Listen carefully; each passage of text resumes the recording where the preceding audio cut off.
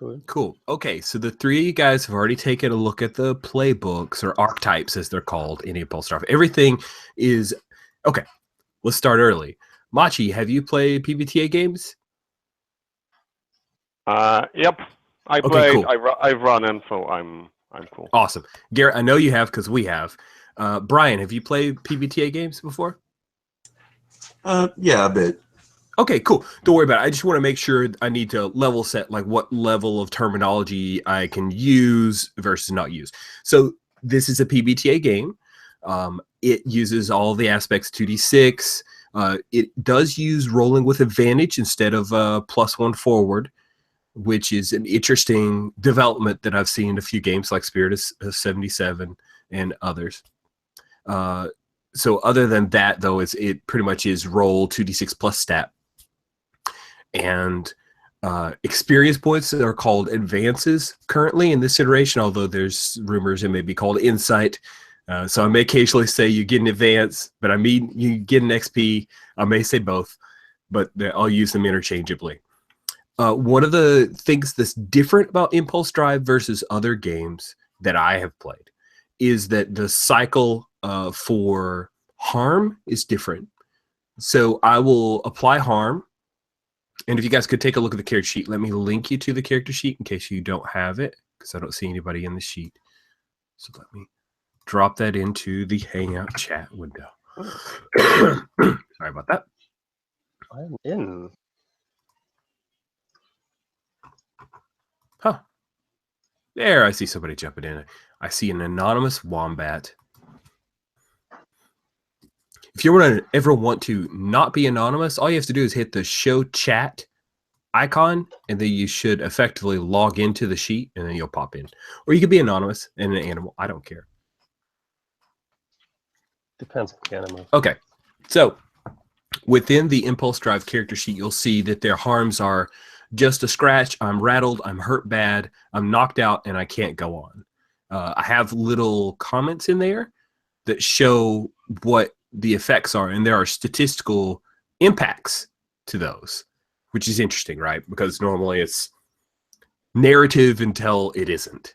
But for this game, there are specific impacts or mechanical changes that happen during harm. Now, when I say you take 3 harm, 2 harm, whatever, you don't have to eat that harm. You can move it to stress. So you can say, I'm going to move that to stress, which is really cool because it engages a separate system. Stress can come from physical as well as social and psychic trauma. As stress builds up to 5 points, okay, once you, let's see, Machi's the wombat. Okay, cool. So as you build up stress, every time you get a 5th stress, you get an XP or an advance. Then you choose, you don't have to do it in line, but you will have 10 calamities. One is your last calamity because it's kind of like, hey, the end is nigh. You choose a calamity, which will have potentially mechanical, most definitely narrative effects that we will try to usher into the game as quickly as possible. Which is really exciting. I think Night Witches does something like this, and I think it's really cool. Now, the calamities are currently empty.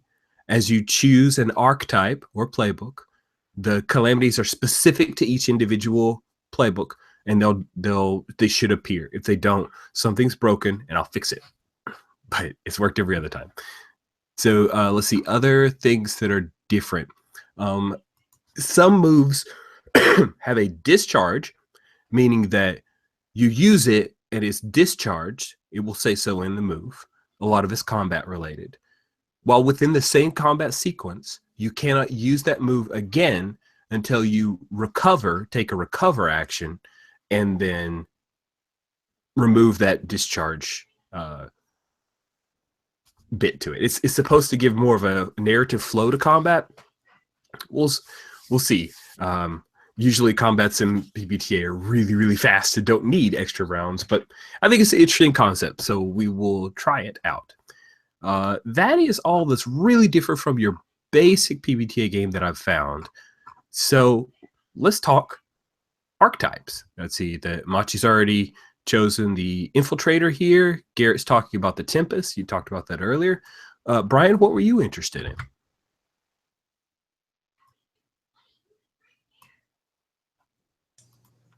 I was leaning towards Scoundrel. I just coughed when you said it. I'm sorry. You're leaning towards what? Leaning towards Scoundrel. Scoundrel? Okay, cool. Then go ahead and choose that background or that archetype if you'd like. I think that's awesome. So background is an aspect of the archetype that gives you a background move. For example, we have an Infiltrator, a Tempest, and we'll have a Scoundrel. So here, I'll just choose that for you, Brian.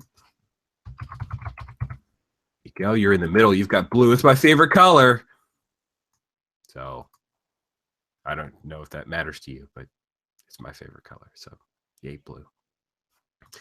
Background, you choose one of two paths that just gives you a new move. That's what background's for. It'll be in the bottom left-hand corner of the first sheet. So, for example, for the Infiltrator, you choose a background or career of either License to Kill or Master Thief. For Tempest, it is Orphan or Experiment. And for Scoundrel, it is Scum or Villainy, which I think is great. 3 of you guys will have a ship, which I mentioned ahead of time. It is a Predator. If you look, there's a separate tab called Ship. I've got a ship loaded up there. I'm just trying to expedite the overall creation process because there's a whole series of things you can do with your ship, which is really cool and great for long-term play, but a little much for a one-shot. So we're going to go with the Predator, which gives you a track of feud and a nemesis. We'll talk through that once we have your characters created. As you create, you have approaches, which are not, they're not like Fate accelerated. They are your stats. You have a +2, a +1, 2 zeros, and a -1. Volatile is, well, fighting. Calculating is figuring stuff out. Slick is being charismatic. Stalwart is your resilience. Alien is kind of your weird stat. And those are the 5 stats that you will be adjusting. If I'm going too fast, let me know. So you think you have a question about? Ask Yeah, away. one question. How foibles work? I don't know if I'm pronouncing that right. Good question. So the way that you get experience points in this game is based on rolling a 6-. There are a few other reasons that you can get it. A foible is so you have a foible, and if you say, "Oh, I feel like this foible applies," then you, with any roll while the foible applies, and I can present that. I can say, "You know what? It feels like your foible of so and so would fit here." You can choose to accept that, which means you then roll with disadvantage, which means you roll 3d6, so you choose the lowest 2, which increases your chance of missing, right? So that's what a foible does. It basically makes things harder, and if you fail, you'll get XP. That's the cycle there. You do not have to pay anything to ignore a foible. Okay, sounds good.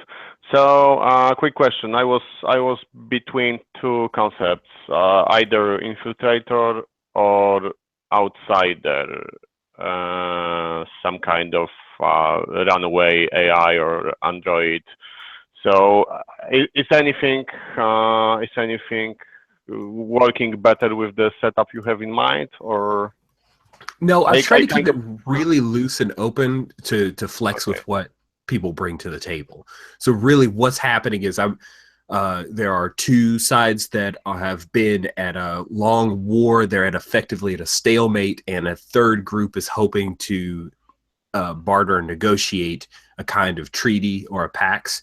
And the hope is that you guys will help deliver a dude into danger, which is that's the thought process I have around this. But I'm hoping to remain flexible so that I don't impinge in the cool character bits that you guys create. Okay. So say if your character was affiliated with the Miners Guild, which is one of the two sides, that would be spectacular. But you can also be a neutral party as long as you want cred. And the other party is? The other party is to be determined. Like I have a default okay. name I can drop to, but part of the creation process for the Predator is that you have a nemesis. So once you guys define that nemesis, I'll figure out if the nemesis just works for this group or if they happen to be like part of the group or that thing. Okay. Sorry, that's half of an answer, but I want to develop that answer a little bit. Sure. That's cool. Okay. So I probably will go with Infiltrator. I'm kind of tempted to go with that Outsider, but it seems a bit more complex. Taking a look at the truly alien move, it looks like a thing that can be hard to figure out right. So yeah, I'm going to go with Infiltrator. Okay. And then, of course, along with foibles, you will have hooks, which are like HX or bonds or the light strings, all that good stuff that we have in PVTA. Allows you to come up with narrative reasons why you guys are a thing. Sure. Okay. I did not throw into any of the sheets, but the packet actually has 520 suggested names, which is really cool. And in Google, you could roll 1D 520. So that I've done that and probably will do it again. Also, rolling dice. So you just need to roll 2d6. If you want to roll physical 6-sided dice, I don't care. I'll trust you. If you do want to roll dice, you can within the Hangout chat. So not within this Hangout window, the video window, but there will be a text Hangout chat where you can roll dice. You do /roll and then 2d6 plus 2, like that. Exactly. Thanks, Garrett.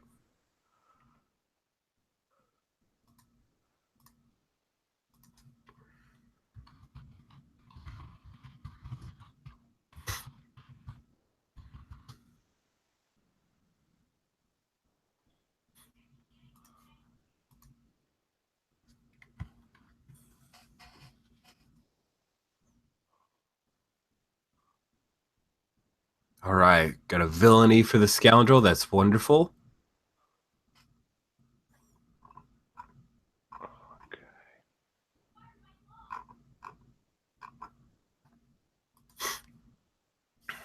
So I was thinking back and forth between like being an orphan and an experiment gone wrong. Mm-hmm. And I finally went for the experiment.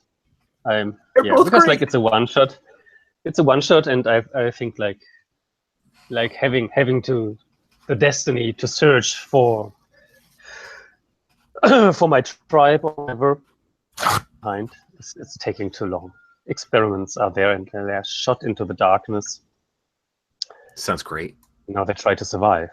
And so I'm a genetic experiment, and I hope that goes well with you, because some people really hate genetic experiments, especially if they involve furry creatures.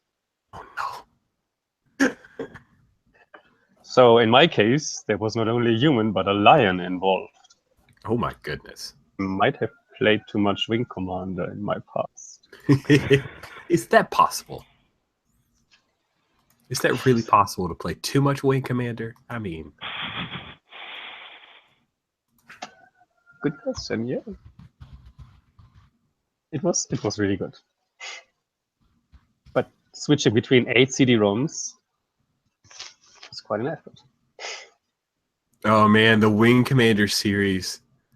I just found a pic of the lion dude in the old Wing Commander series. Oh, so good. And yet bad. Yeah, to stay aside from the trope a little bit, I chose a different picture. But yeah, you know where I was coming from. You chose a different picture? Okay, cool. Yeah, I have. I will put it in the document in a minute. Good. And my name, I thought, because I have like some non-English native speaking fellows among me, and so I thought I choose a name which we can pronounce properly, and you can't. Yeah, make that part of the story. So my name is Kratz. Oh, With a good. proper R. So mean. Kratz. Kratz. Yes! Oh, you can do it. You can do it. Very good. Have fun with it. I defy you and you're saying I can't pronounce Kratz. Crap. Okay, can you write this down? One question: will playing some kind of replicant cyborg work with not being outsider? Because that's concept I was going for. Is that fine if being like replicant infiltrator? It's fine with me as long as it's Okay. okay with you guys. Yeah, I think that can work within the rules. So just wanted to check that out. Okay. Where do we write the names in that? Ah, okay, like here. So yeah. And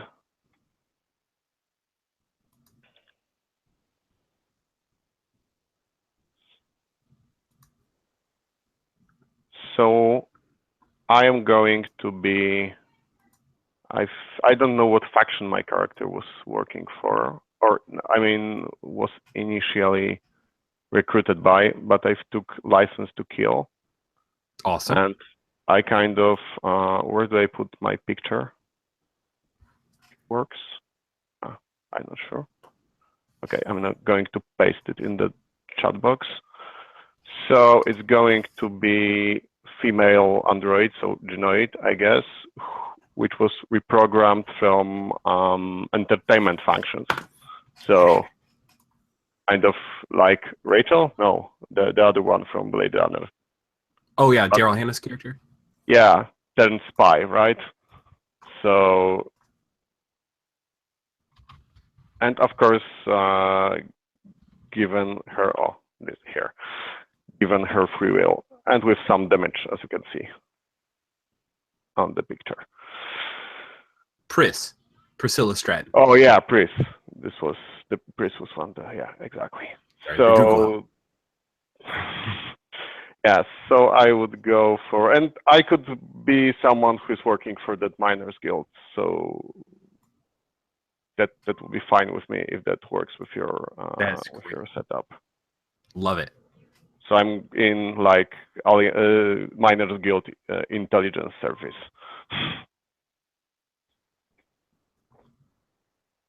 And my name is Fox.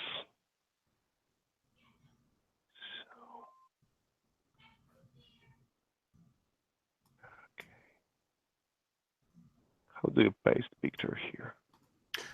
You can go into insert, drop down, and then image, and you can just insert the image by URL, or you can upload it. Great.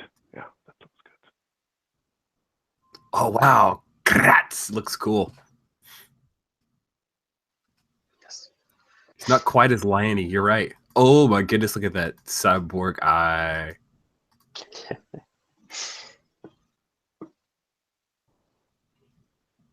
And Pinterest is great. Yesterday I listened to the old episode of Gauntlet when you guys were rediscovering Pinterest. Yeah. I need 1 second. I need to switch my my phones.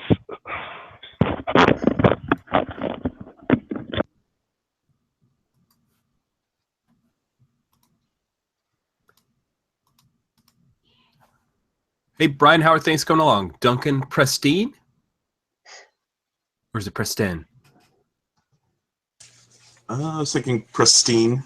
Awesome. I love Pristine. I was trying to figure out how to get a picture on there. Oh, I'm happy to help. If you just want to throw in a link to the pic, I can add it for you if you want. No problem.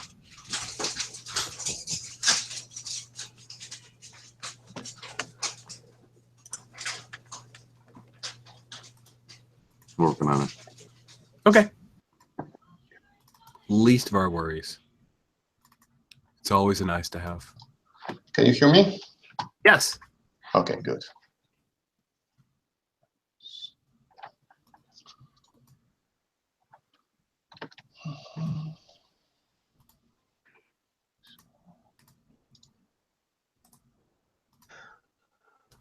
So what else we need to pick apart from approaches? Okay, approaches. You'll need to. You should have your background move. Should probably stick the move name and details there on rows 19, 20.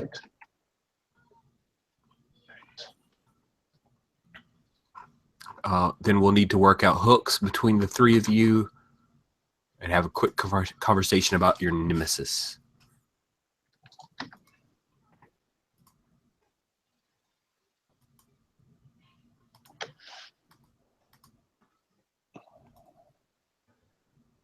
I like the low levels on the stats at the beginning. Not 2+2s. Mm-hmm.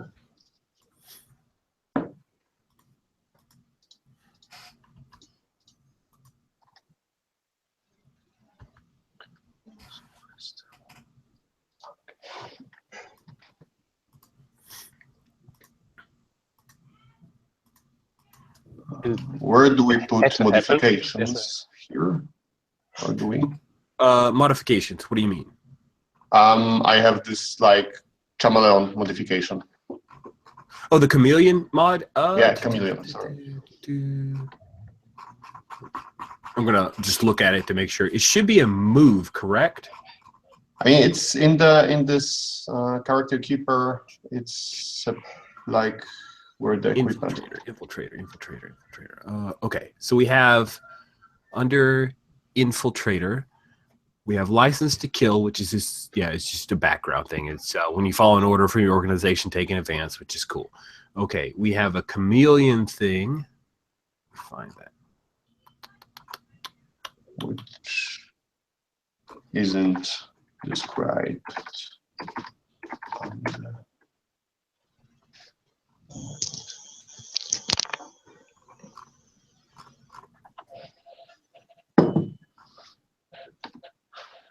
I think it's maybe in some kind of gear or in the rulebook. Yeah, I'm sorry. I'm just trying to find chameleon. You chose the license to kill. Yeah. Which is totally cool. And then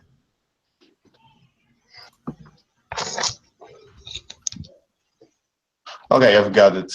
It's you start with the chameleon modification. It's part of license to kill. Gotcha. Okay. Yeah. And chameleon is a move. Yeah, it has to be. It is a discharge move. Hollow projectors, smart skin, and camo tech make the individual either harder to spot or alter their appearance. You activate your chameleon skin, remain completely still. Discharge the move. Will keep your cool at advantage to avoid detection. And I have to pick one of the Following foibles. Yeah, you get a foible out of it. That's cool. Okay.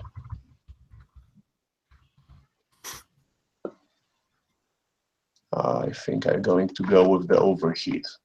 That works nicely with Cyborg.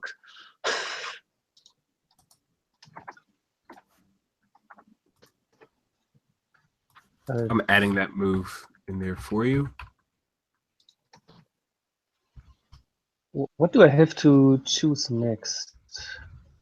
Let me take a look. No.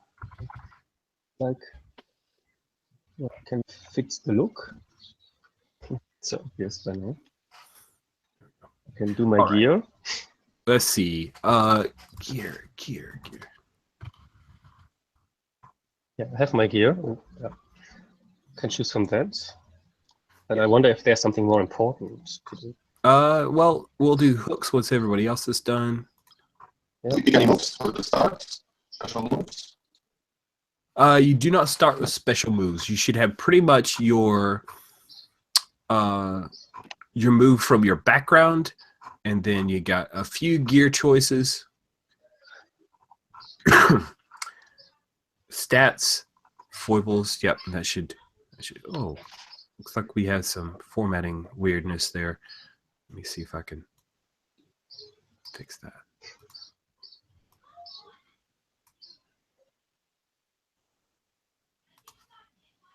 Okay, I go for gears.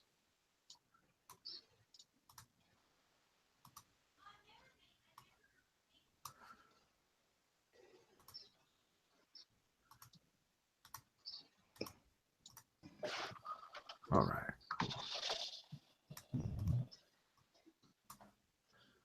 Garrett, I was talking to you, and I want to make sure that I got you on the right path here. So let's see. Taking a look at Kratz. And we have done your approaches, studied some foibles to choose.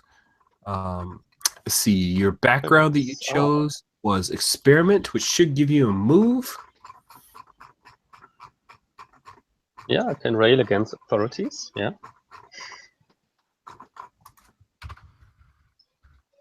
Yeah, it's all about the storm for me. And so I need to note that down somewhere, but I will find a space. We'll just put that in as one of your moves. So we'll call it a move name of experiment. Oh. So for the gear, it says that I have 3 slots, but then it lists every gear and says choose 4. So what's the difference between choosing something and having a slot? And So that's just a typo. This is very Mass Effect influenced. I think the way that I interpret it is that your gear slots are how many you're carrying actively, and then the total gear is how much you have. So some of it will be on ship. Okay, so that's the pool of things that I potentially could have, and then got it. Ooh, nice picture for Duncan, by the way. Yes. I think I've seen that guy from on a Pinterest board, and I liked that picture then, and I like it now.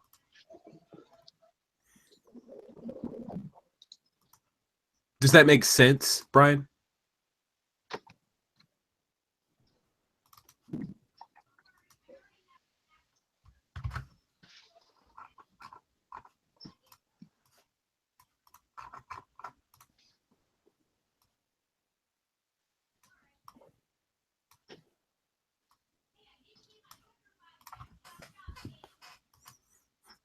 Matthias, stuck in an alternate Fox picture if you want it.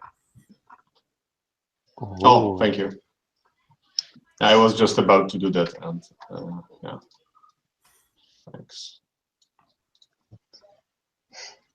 Oh, we're almost up on hooks. I'm so excited. Hooks are fun. Where do I find the foibles? Foibles, great question. So Foibles on the Tempest is in the middle of the first page for the Tempest. So when you gain a new foible, oh, sorry, that's the rules on how they work.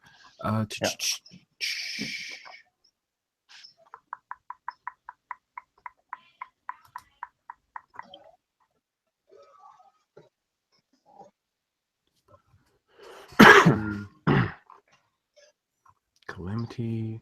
Look. Here. So you just use your background. Sorry, it's really loose. Foibles, use your background and hooks as inspiration to write 2 to 3 foibles at character creation. Yeah. So it's whatever you want. Storm is whatever I want. This. Yeah. Storm is an important part for Tempest. It's a pool that fills up, and there has been an alternate because what we found out was that the storm, once it fills up to 5, based on these specific rules, when it fills up to 5, and if you gain another storm, then you lash out or mark stress. But if you lash out, then you'll spend all your storm. Okay, this does that. Okay, awesome. Wait. Well, so when you lash out, when you blow up and lash out, I'm sorry, I'm looking at 3.3. I want to make sure what you see is the same. And I can spend storm, and it seems that like 2 out of the 5 storms are grayish. So I think I start only with 3 storm. Yeah, we're gonna start you with a little bit of storm. Yeah, so, getting storm. No, I mean it's easy. Yeah. Whenever I suffer frustration, disappointment, emotional hurt, I gain storm. We should probably put a storm tracker here on your sheet somewhere. Yeah. But my feeling is that my maximum storm at the beginning is 3, not 5. That's what I want to say. No, I'm not sure why they're colored differently. It always goes up to 5. Okay. Because I don't see anything that allows you to increase your storm capacity. I'm not sure why it's colored differently. That's interesting. I thought I saw a move which says that I Is can there a move? Let me increase, see. yeah, in the special moves section. I'm looking. But I'm not sure. Yeah. Gain 2 storm. No. If you're unleashed, You have ongoing storm, oncoming storm marked to the start.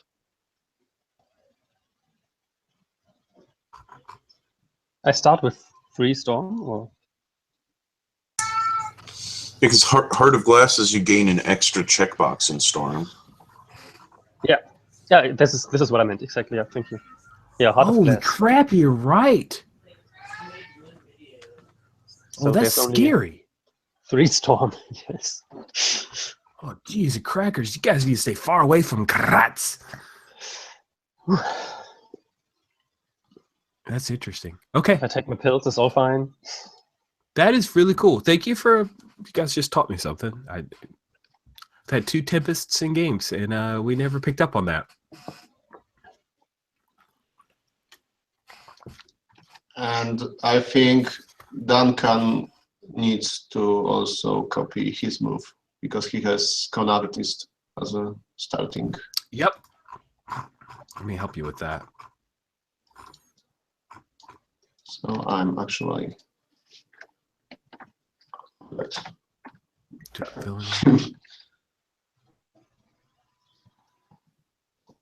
just found my.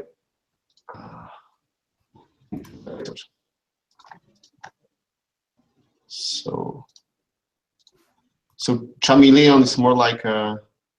Oh no, okay, it's also move. What do you use for keeping cool? Calculating or stalwart? Great question. I believe it is stalwart, but let me make sure. Oh my. Oh, it would be really useful to have 2 ones here.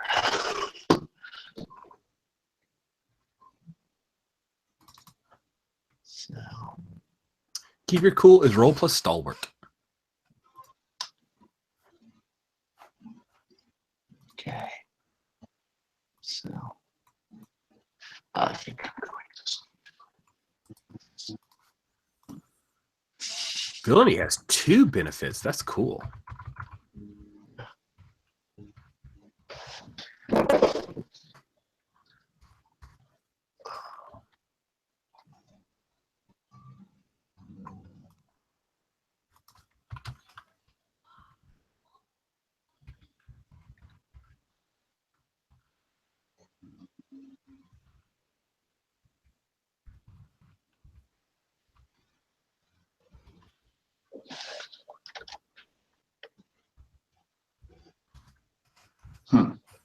All right, this is some exciting stuff.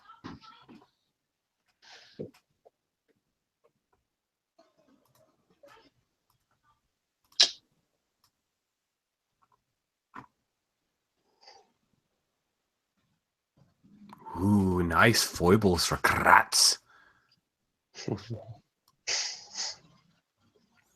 Fox X800. Yeah, I just felt I need surname. So Love it. it's I think we're to the point where we can start talking about hooks. So let's start having those conversations. We are 2 steps away from taking a break and jumping straight into this. So hooks.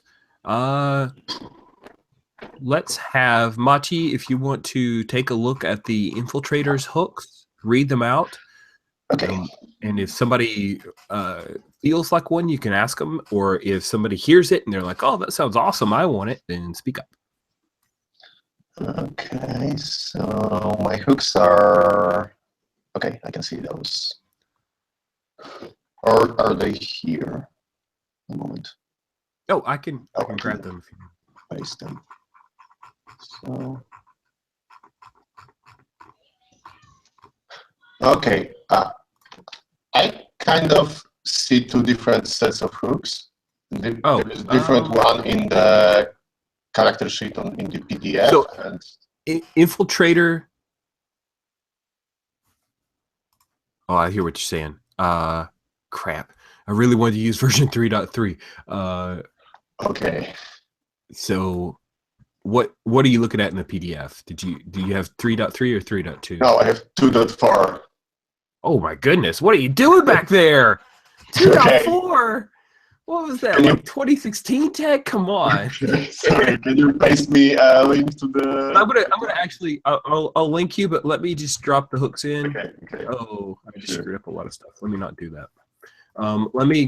I'll just drop them straight in for you, one by one. Yeah.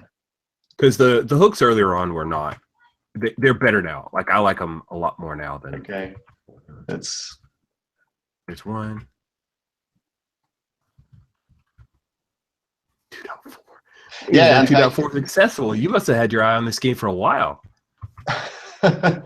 No, okay, and so this seems that even the signature move changed. That it's now the setup that explains like why it's different.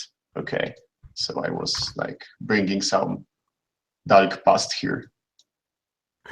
Sorry, I didn't check that. No problem. I should have double checked to make. That's why I put the link into the what's on drive-through. Okay, so I have to change this one and probably.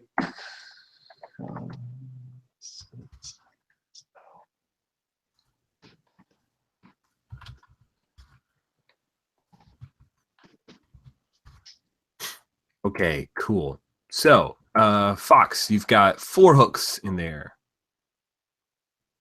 Yeah, so okay, so someone paints a target on our back. I'll make them leave it behind. Someone's passed. Second one is someone and I share a secret that must not be compromised. Third one is someone may be as devious as I am. I have tested their skills to see if they're worthy. So that looks like Duncan to me. To be honest. Sure. Definitely. And fourth one is someone might suspect what I've done, but I'll make sure they can never prove it.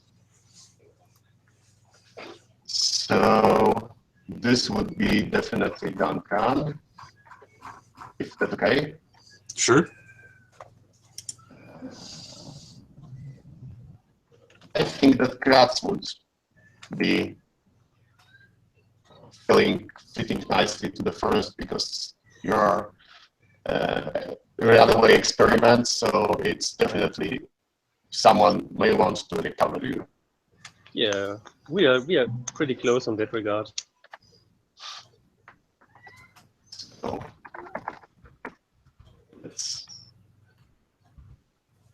nicely and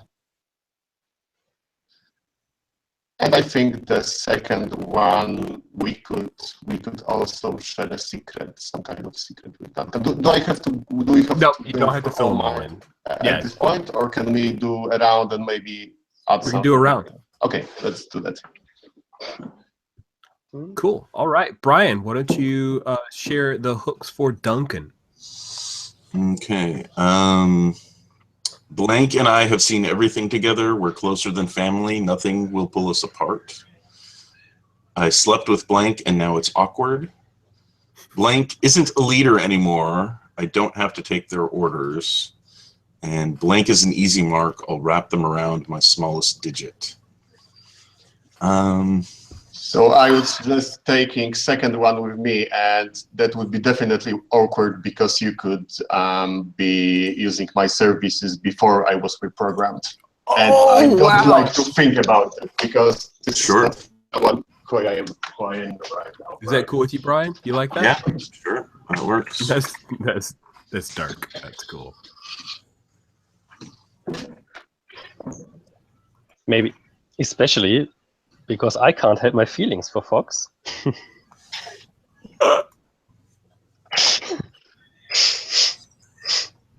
Oh, that's going to be nice. I'm not really feeling the third and the fourth one much. I don't know that I see either of you guys as an easy mark, and I don't. You don't see Kratz as an easy mark. Experiment. Yeah, I mean, he is lost. He needs help, right? It doesn't mean you want to sell him out. It just means that he will be the one. If you want to like push something through, you will look to him to manipulate him because he's the. Yeah, I mean, I guess it's kind of a choice between the first one and the fourth one, right? Is it that he seems like someone I could use, that he's a useful tool, or is he someone that we're somehow close and bonded together? You have a preference, Kratz? I would go for the easy mark. Because, yeah, having some power dynamics on our spaceship would be nice. And yeah, a leader, yeah, I don't think so. I don't feel like my character would have been following either of you as a leader in the past. No, not at all. Do we put NPC here or? Absolutely. Hey, is anybody else hearing Machi sound a little robot-y? Like, or is it just almost? Machi, do you think maybe you could write that? I can try. Okay. Well, Garrett did all the typing, and I just said it out loud because I'm lazy. We're always on a trip with Garrett, man. It's just great. Headed back to the garage? Okay. This is yes. Cool. I love laptops. Yes. But I think the software thinks that I have something to say every time I move. And so the picture might move to me all the time. Which is not what I want. Cool. Okay. Anyway, Machi, you may want to like deselect your mic and reselect it. That could help. Okay. Or drop out of the Hangout and just rejoin back in. Either one of those fixes have helped when people have gotten robot-y in the past. We'll do this.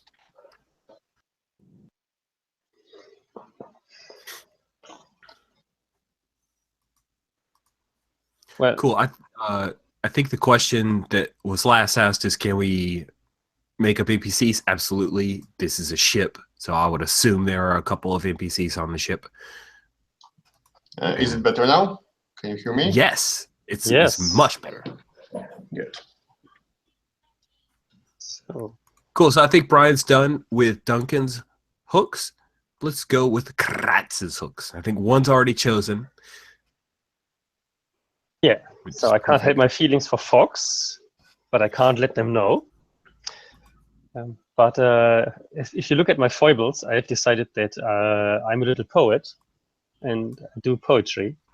And I hope nobody ever will find my poetry entries into the board system. Oh, that's great. And then there is Duncan. I wanted to suggest that Duncan gets under my skin. I want to show them I'm better than they think. That's perfect because it works with Kratz thinks you're an easy mark. That's hilarious. Exactly, yeah. So that would be nice, yeah. Cool. So which of the two of them can calm you down? Or is that a thing you want to save?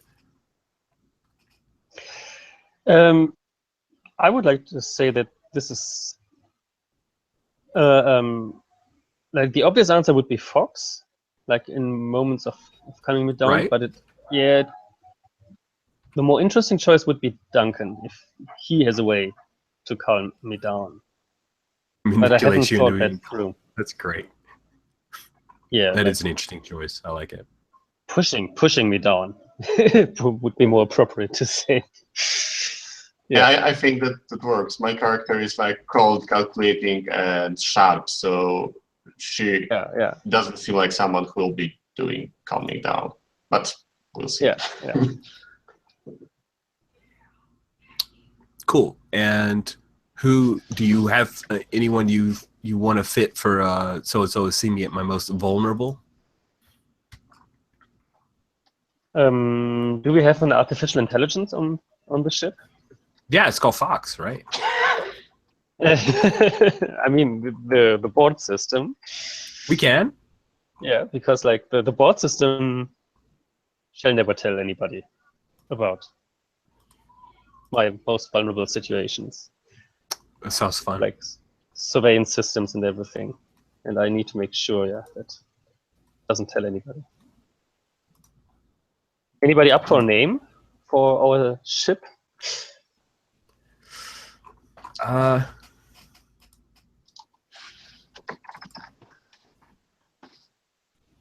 Yeah, I've got one I can throw out there. I gotta look. I can't remember what it stands for. But it was Simone. Okay, cool. Yeah. SIMONE. SIMONE. Okay, cool. Sub-intelligent interactive maintenance operations, navigations, and engineering. Boop. So Simone has seen me at my most vulnerable. I'll make sure they never tell anyone what they saw. Okay. I'll stick her into NPCs. Yes.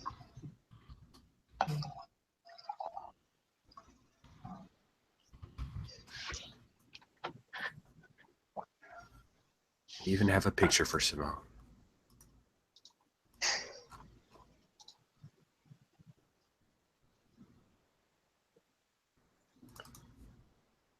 All right. So we have finished up our hooks. And looks like double check the foibles here real quick. You might need help with foibles. I need to add like 2 more, I think. Thinking about this right now. Oh, Duncan's foibles are cool. So a foible in this game is like, so Money Talks Bullshit Walks is his foible. How do you see that applying? Is it when money's on the line? He's at a disadvantage? Want to make sure that it's a foible you actually want to be rolling at disadvantage, because that means you fail a lot.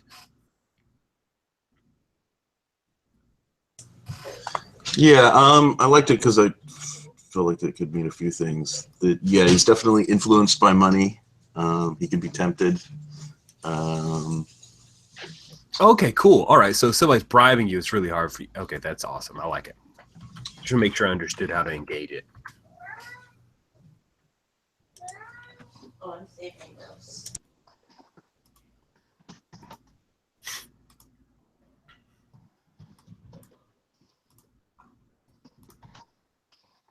Okay. Okay. And let's see. Man must have a code. What is his code?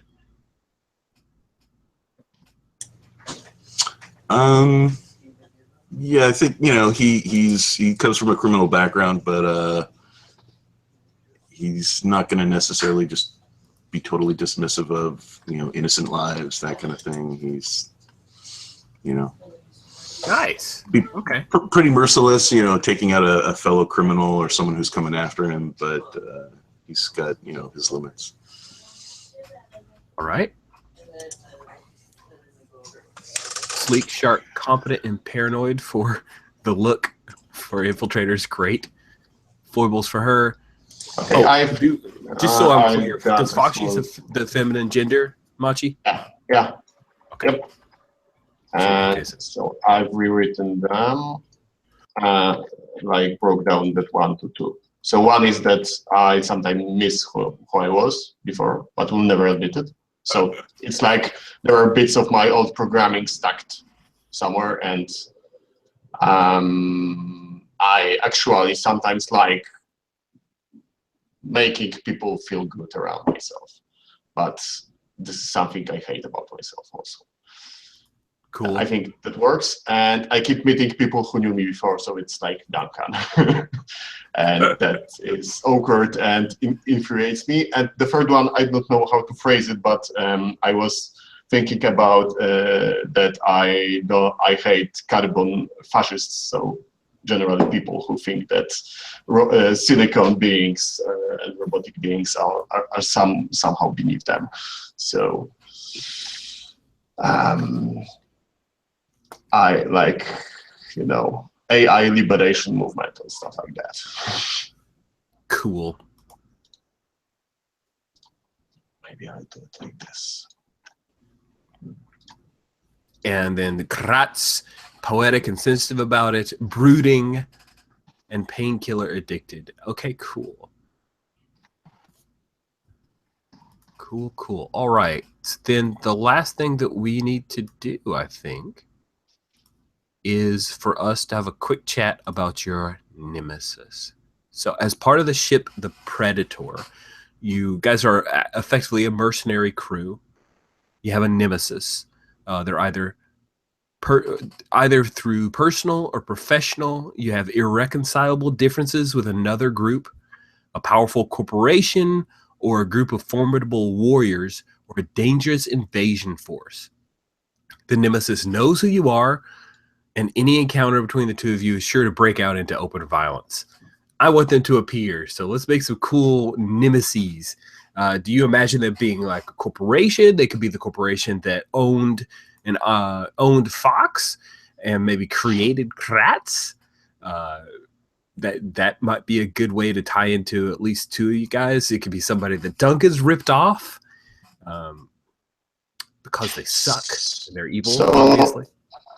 I would say that corporation that produced me would be cool. Maybe not owned as such. I mean, I would say that someone who modified me violated the license agreement. So now the contract between them and the producer is void. So they want to recover the property. Somebody voided your warranty? That's hilarious. Yeah, I mean, I was, jailbreak and rooted, right? So. Oh, I'm writing that down. You were jailbroken.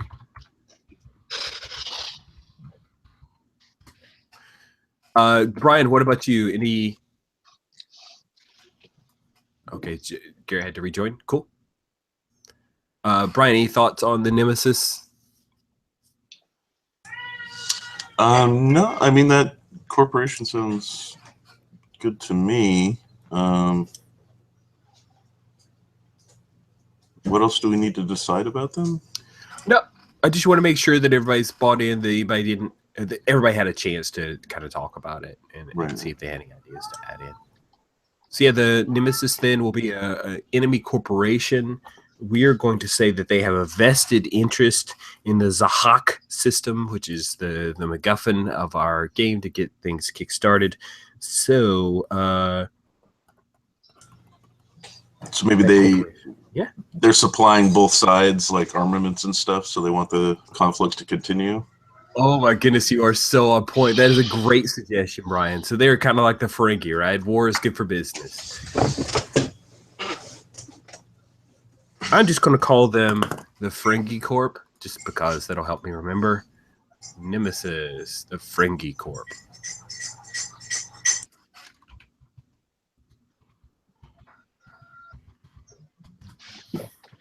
Sweet. Okay, and yeah, so I will put that just in NPCs. I'll just put Ferengi Corp. All right, last thing, and this was maybe the hardest. I want you guys to name your ship. So go to the ship tab and you'll see a cool pic of a ship with layout and a look for that thing. Looks suspiciously familiar. It should. I love that picture. Yeah, this is the Hornet, but it's basically the Firefly. So there's nothing wrong with that. Didn't watch it, so I'm not affected. That's okay. It was a good show, but Farscape was better.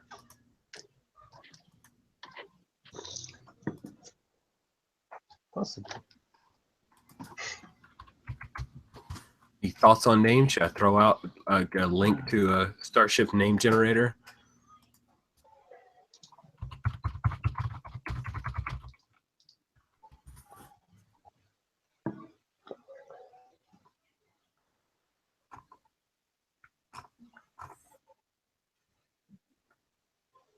Starship name generator. I like old philosophers as spaceships. Oh, So that's cool. something Ooh. like Lao Tse, but it could also be a warlord from ancient, like Earth times, like Genghis or somebody like that. I mean, we're mercenaries, right? So we're for hire. So this is an important marketing decision.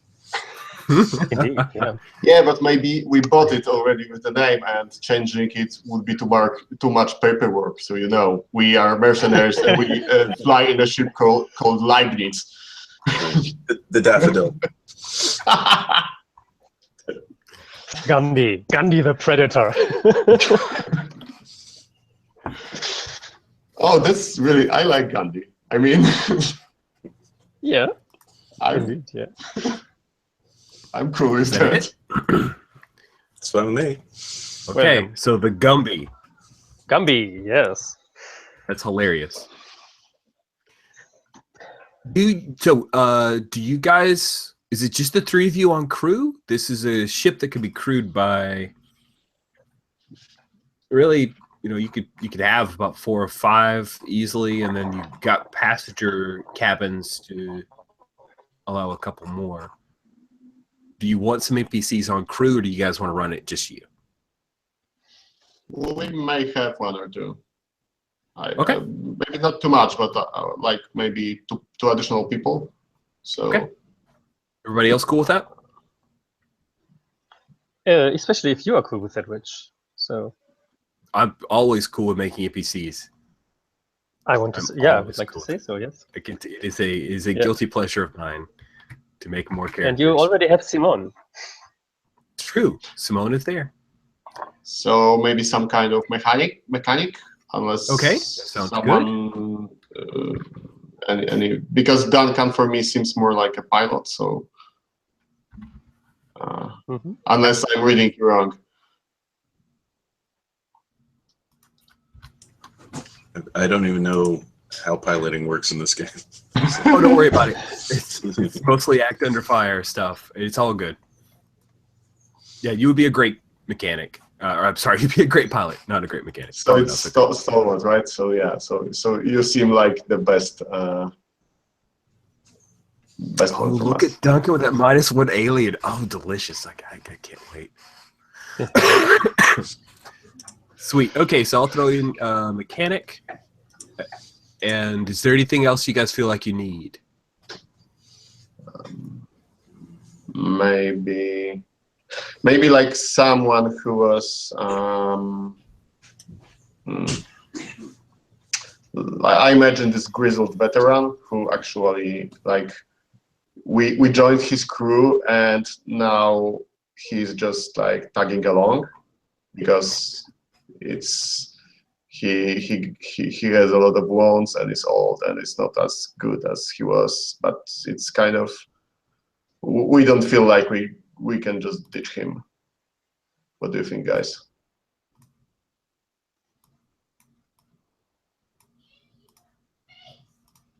I don't know, maybe. Any opposition to the grizzled veteran ideas? Yeah, sounds good. Hired gun kind of. Okay, cool. You could write down your hook with him, Duncan. That the one that he was a leader once, but it's not working like that anymore. And all right, I'm going with Raksha. Your grizzled veteran, and maybe if he were a PC, he'd be the warhorse. He's a bit broken down. We'll say that he has a cybernetic leg, and he likes smoking death sticks, just because. yes, I would say that Raksha might suspect what I've done, but I will make sure they can never prove it.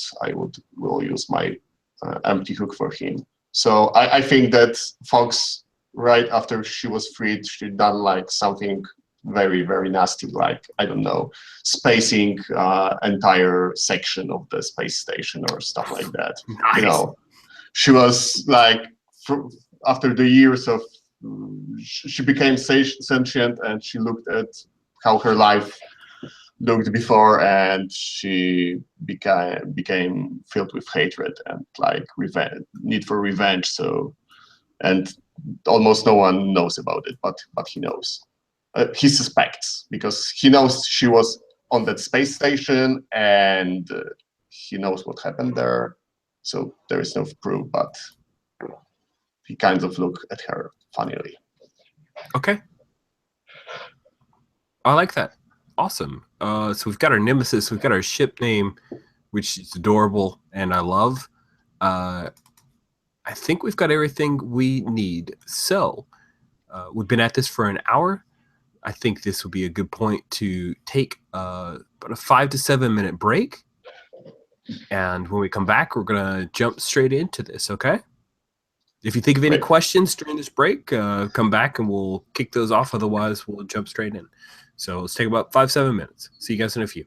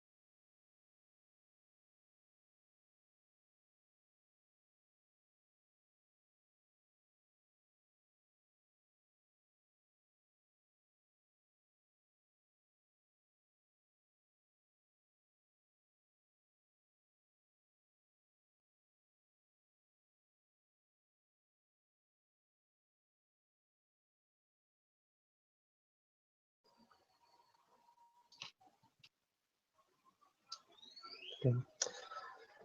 So I just told my son that I'm a poet today, and so he brought me pencils and a piece of paper. Yeah. This is great. You've sung Yeah, to so- me in previous games. Now you get to read me poetry, write poetry. This is fantastic.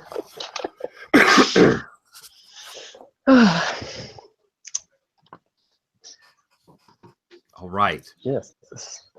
Anyone have any questions before we get started? Okay. The ship's mechanic, her name is Taksu. And I've got a picture in there for her under the NPCs tab. And then Raksha is, I guess, security. Maybe he's maintenance. Maybe he just moves boxes. He's your grizzled veteran who was once a leader, and now he's not. Not sure how he feels about that yet. Good. You guys are currently on a space station known as the Hub. It is above the desert world of Kalthus 3, and it's been your home for the last week or so. Why is it, Duncan, that you wanted the crew to come to the Hub? What is it? What's the scheme, or what's the line that you've got running here at the Hub that's been profitable?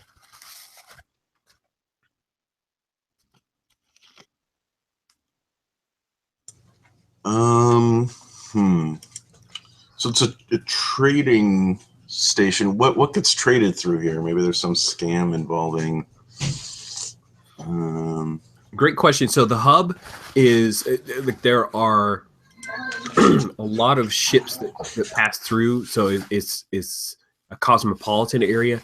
I would imagine that the desert world, there's a lot of trade for water. So there's a lot of hydroponic growth that happens here on the space station. So it's outside of the desert world. So water is important here. But along with the desert world, there's let's say that there's a heavy trade in minerals that come from the desert world.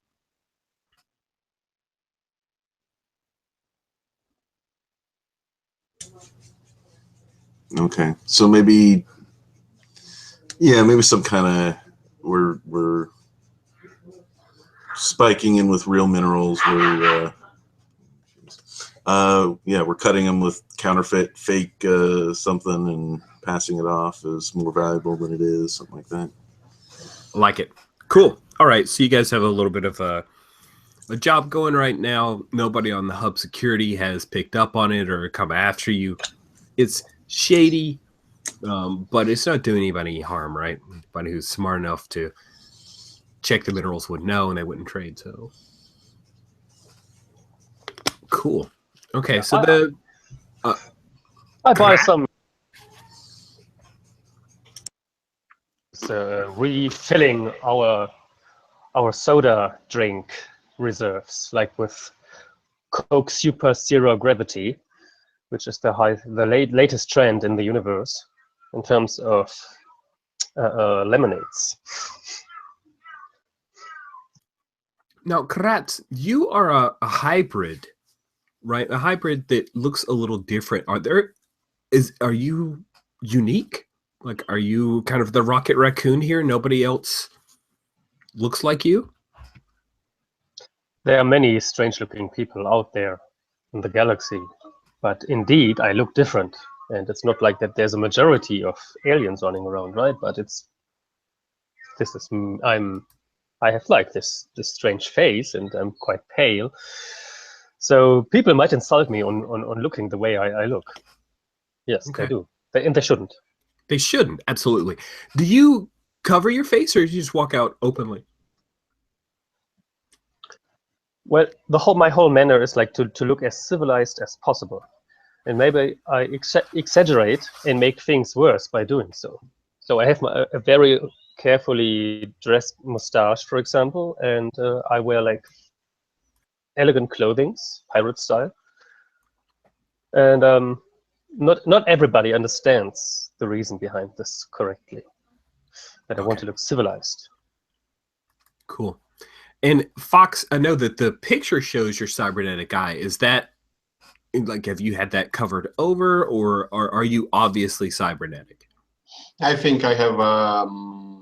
I usually have my hair covering that, and if I have, if I'm on action, then chameleon, my chameleon enhancement covers that up, right? But normally I just cover it with my hair. I have like this hair flowing to one bit of my head, so it's not visible Awesome. right I away. like Or I wait, or I wear shades or whatever, stuff like that. So maybe various options for various days. So today hair. Cool. So there's a little bit of background here. There's a system known as the Zahak system, and I'll drop that into chat.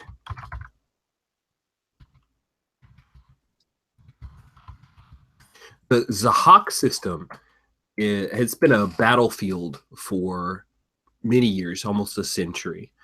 And the reason is that the Miners Guild they attempted to lay claim to it, but the Frankie Corp also, Frankie Corp didn't lay claim to it. So the Miners Guild as well as the Star League both have laid claim to the Zahak system.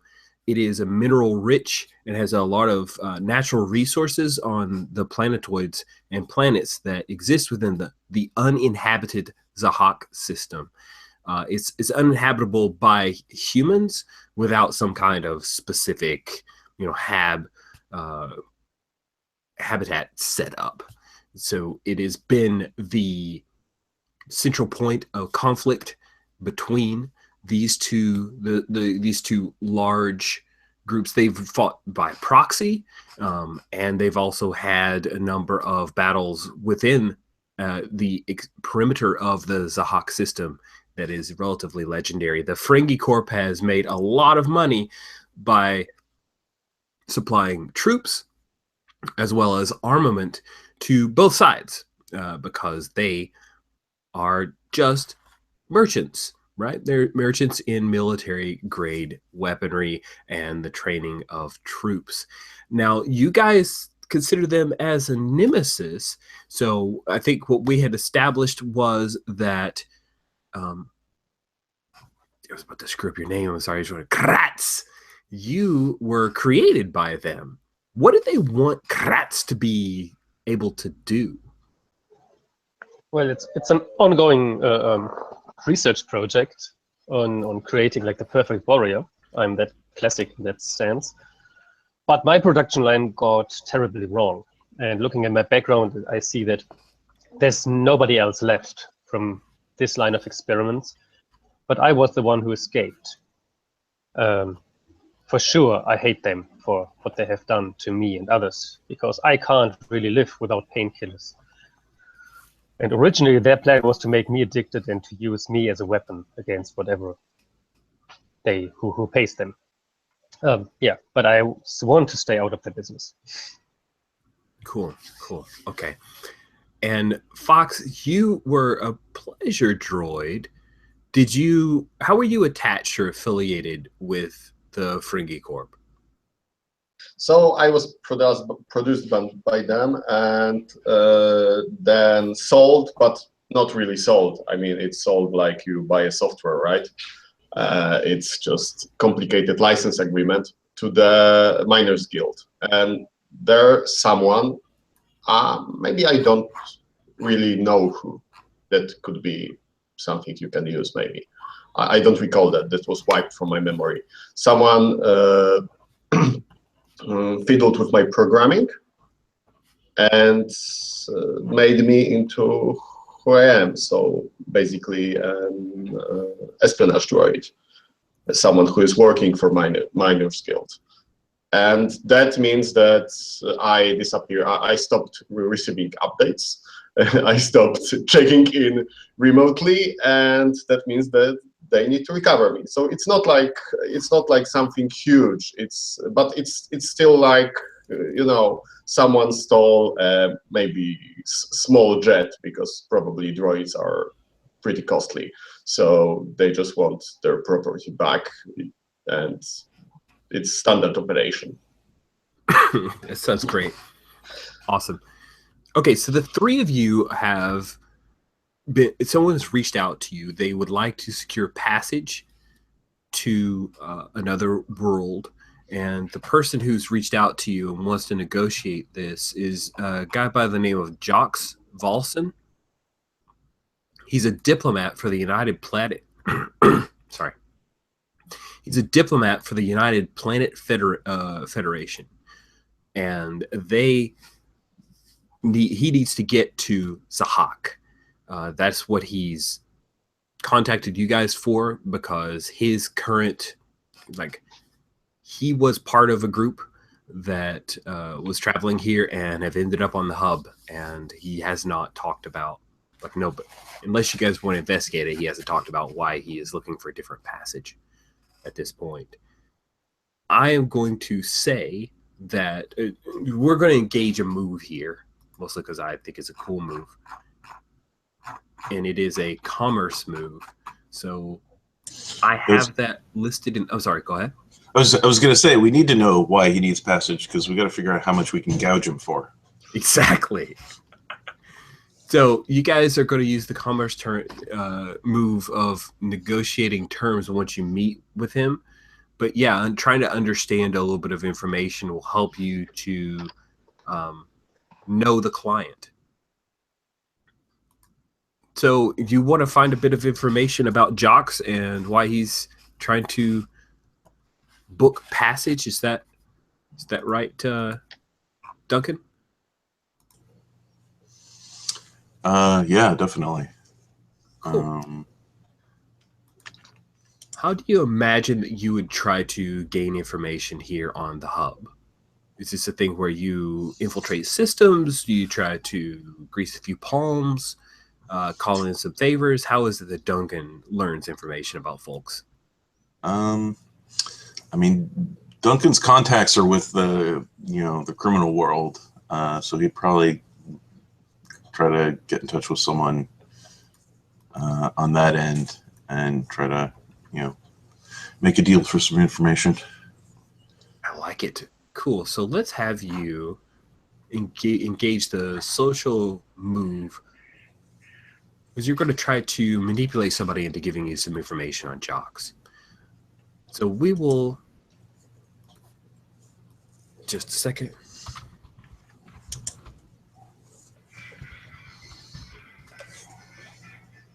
Message from wife asking a question. I had to answer. Priorities, guys. Okay. So we'll say that you are engaging with one of your contacts. Let's give them a name. So we'll call this person Carrick.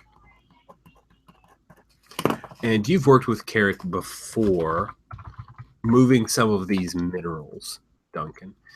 So let's say that you meet with him. Let's say it's not at this bar, this space bar, Spungo's, but you've met with him beforehand to try to get some information. Carrick he's a small-time dealer, and you've moved some stuff for him, and he's also moved some minerals for you. So he comes and meets you, and we'll just say it's like a side passageway that is between some of the hub has several spokes, and that's where people will land ships. Your guys are currently attached right now and docked with the hub as well. So there are a few people that pass by, but this is a kind of an alcove, and he meets off in this alcove with you. He says, Duncan, yeah, it was really good, the stuff before with the how you had that additive in that really helped to stretch out those minerals. That was good stuff. So you got some more of that? Is that what you need? No, I think that scam's running its course. We gotta start moving on before those canisters get opened up at the other end and it gets traced back to here. So we're looking for another job. That was actually why I wanted to talk to you. What do you know about this Jox Velson? Oh yeah, yeah, the guy from UPF. Yeah, diplomat. Yeah, he's got the nicest place in all the hub. A lot of it's dripping credits, man. It really be a good mark. Nice. You know what? Why he's on station? What he's up to? His face. He pulls back a little bit. He's like, "Oh, you thinking about running a scam on him? Maybe we get in on this." If there ends up, being a job for you on it, of course, I'll work you in. All right, cool. So I think that's a good setup for you to roll plus slick.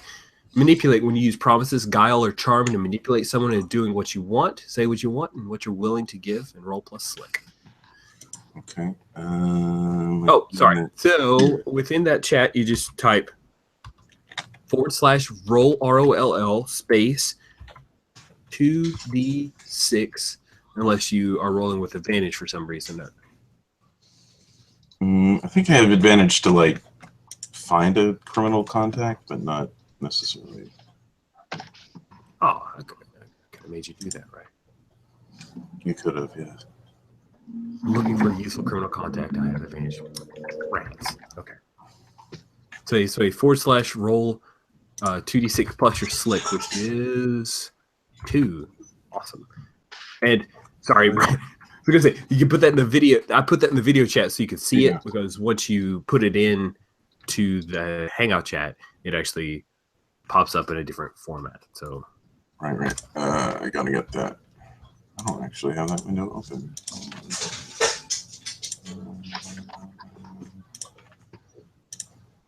Machi, I do not understand why, but your Hangout lower third is like in the middle of the. It's not very lower. That's so weird. Okay. That's strange. There's nothing you can do about it, but it's just I've never seen a lower third quite that high. And there is some kind of setting there, I think. Brian, if you have regular dice you want to roll, that's perfectly fine too. Whatever works best for you. No, I'm just trying to find the right. How do I get to the Hangout chat? I don't have GChat installed. It could be a little challenging. No, I think I used it before. I'm trying to.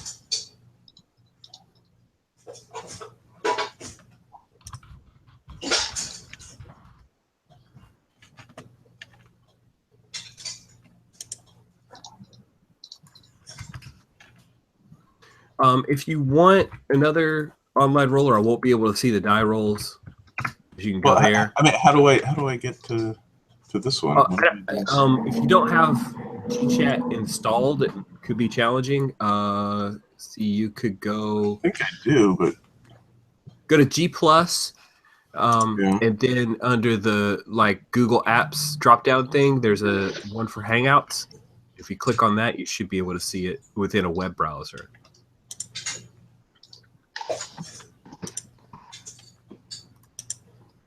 I can screen share if that makes it easier. Here, I'll screen share. I'll show you what I was doing. Okay. Oh, I shared the wrong screen because I'm an idiot. All right. Stop. Okay. So if you go to Google+. Yeah. Click on the apps drop down here. Yeah. Hangouts. And Machi just rolled. Yeah. And then you'll see the conversation here. Now, when I click on it, it's going to pop me to this. But if it does, if you don't have it installed, it should just pop into another window in here. And then once you get in, you can roll dice like this. Oof. Use up all the bad rolls. Help you out. Ooh, 5. Ah, you got it. I thought I wasted all the bad rolls for you to help out. Okay. Sweet. Okay, so on a 6-, be prepared for the worst, whether they are a PC or an APC, he says. Well, How helping works here? That's Great question. How does helping work? So the way the helping works is, like, technically you're supposed to help beforehand, because what it does is if you successfully assist, that is the move. That's under social moves. If you successfully assist, you roll stalwart, which is interesting. You don't, like, your hooks don't affect your ability to assist somebody. You just roll stalwart. And if you succeed, then they would roll with advantage. So Brian, in this example for Duncan, would roll 3d6 and he would choose the best 2 plus 2. That's how it works. Okay, so now I'm not going to help. Yes, so Stalwart 0. So. Carrick says, oh, yeah, I got you, man. I got you. So the guy, he brought some, he came in here, and then he started having a bunch of malfunctions with his ship, and there was a fight with the crew, and so I don't know if they booted him or if he left or if he severed a contract. I don't know, man, but there was a lot of bad blood. Okay. Well, seems like he's in a pretty tough spot then. Looks like we can push him for maximum value. Yeah, he's on Suite 42, man. You should go chat with him, maybe. Huh? All right. Yeah, I'll go do that, and yeah, keep yourself available so that if something comes up for you, we can bring you in. I got you, man. I got you. This is good. Work together. I like it. Cool. So, because you failed in that role to manipulate to get information, I'm going to say that when we engage the commerce move here, that you don't have, you don't know him as well. So, negotiating terms is the move that will engage where you guys chat with him. When you commit to a contract or a mission and meet your contract to negotiate the terms, you roll plus disposition if you know your client, or you roll plus slick at a disadvantage. So you are rolling slick, but you're rolling at a disadvantage if you don't. So let's pull into a scene with you guys, meeting with Jocks, diplomat for the United Planet Federation. That's weird. I just realized I have 2 of the chat bots open. That was weird. Okay, I closed one. It didn't break anything. You guys come into this bar called Spungo's, and there's a little bit of synth music playing in the background. Fox, there's another droid on here, another pleasure droid. She's not your model, but she's not that far off. She's whole and intact. And you see that she's currently speaking with a couple of customers. She even is using a couple of your moves. What's your reaction? I think I'm trying to keep my cool, so I clench my teeth and I try to not think of it.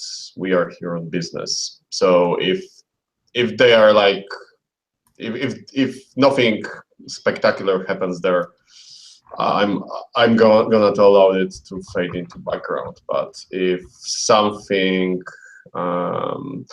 takes my gaze there again, I probably will do something. So you know that bot's model usually goes by the designation of Cindy, S-I-N. Okay. D. She's blonde and bubbly. Right. And it seems to make her very successful. Great. Yeah, so Cindy is at another table, but you can kind of hear her. She's rattling off you can almost see the responses that pop up as she laughs at jokes from potential customer. And there's Jocks.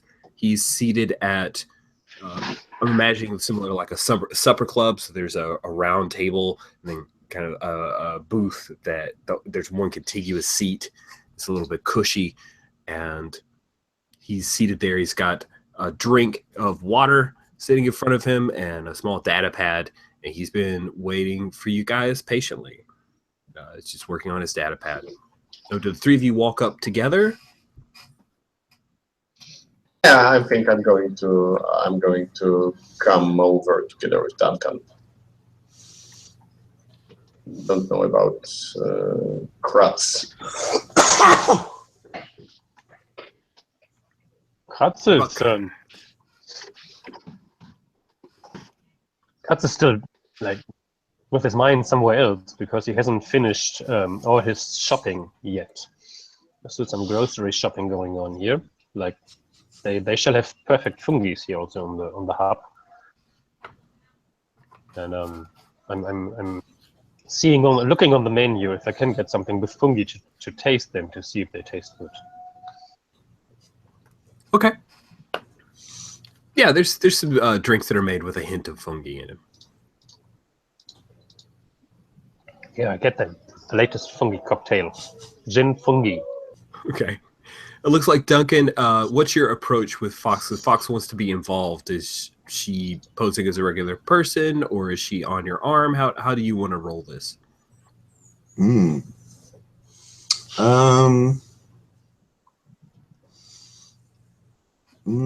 not on my arm. Probably trying to keep it a little more professional looking.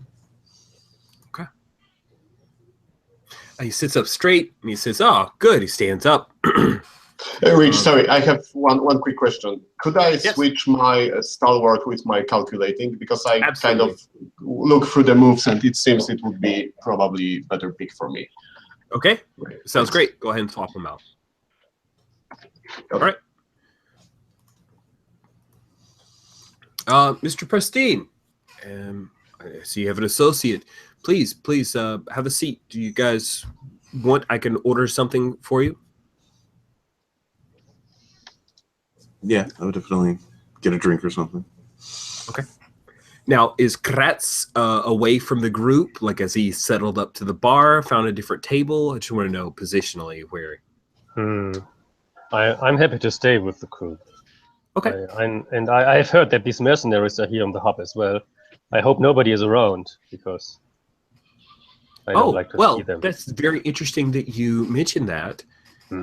There are 3 basically security officers from Ferengi Corp who are currently at the bar. Yeah. Even more important to stay close to Duncan because he knows how to calm me down in case my frustration takes over. And my frustration having them around here is so big that I would like to take one storm.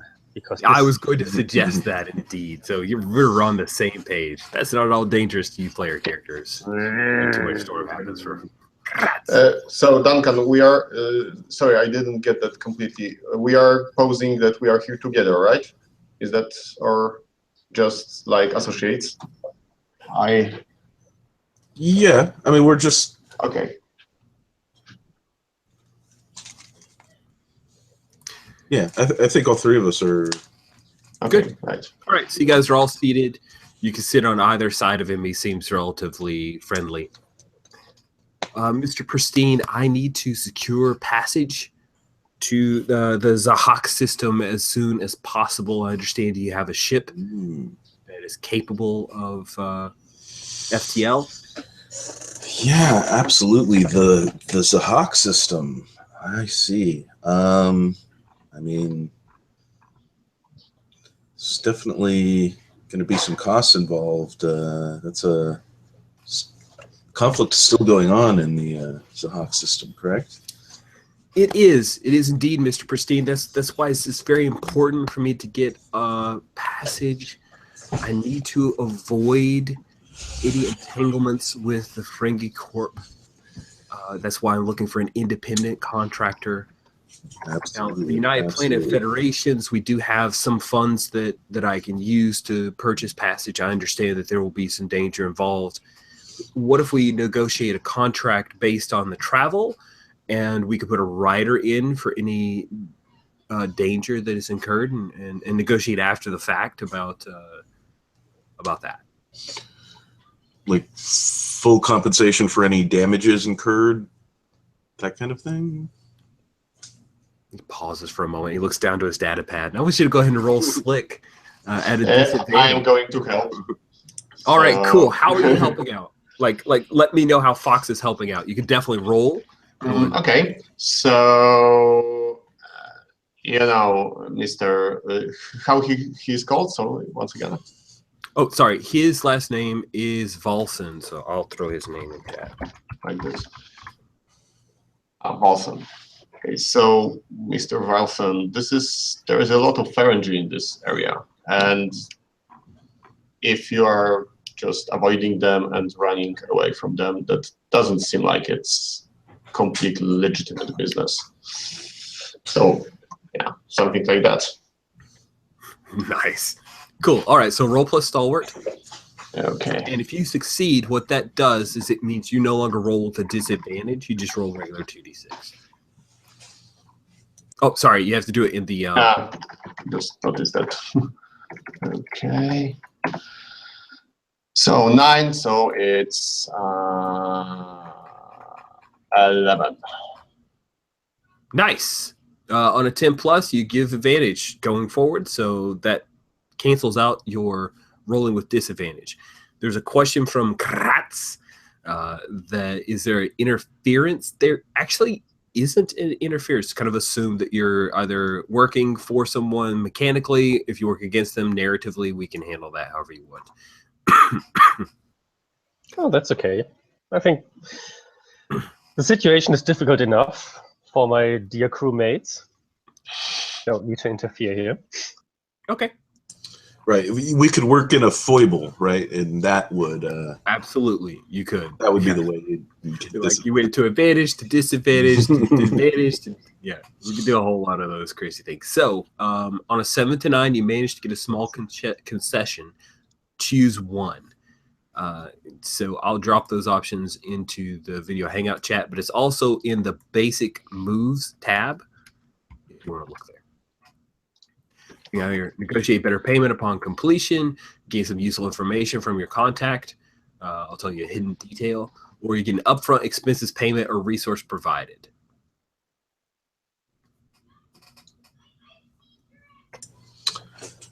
I don't know of anything in particular we want provided in advance, so just go for the better money at the end. Rolling payday at advantage is pretty awesome, so I think that's the way to go. Cool. So he says that's amenable as long as I can get there within the time frame to make sure that I make the meeting. Yes, you can do that. And who are you meeting with? I need to get to the neutral ground, which is a ship that is currently in orbit over Zahak Prime, and I'll be there to negotiate the peace agreement between the Miners Guild and the Star League, who have been in competition over the resources. We have brokered the beginnings of an agreement, but a few things have arisen that have put it at risk. And so while the parties are still there, meaning they've asked me to travel to the neutral ground. So it's pretty important. It could save a lot of lives. Okay. I guess we'll prep the ship. Excellent. I will have my belongings transferred. How long do you need before you'll be ready to leave? And I'll just leave that in your hands. Like as space masters, I'm saying like however long you think you need to prep the ship is totally cool with me. Apparently, as soon as we're done grocery shopping. Sweet. If there's nothing else, we can end that scene with Jocks. I would like to do one additional thing. Oh, I like it. What do you want to find out? Yeah, I want to try to scope out those Ferengi Corps officers. So Why don't you scope them out?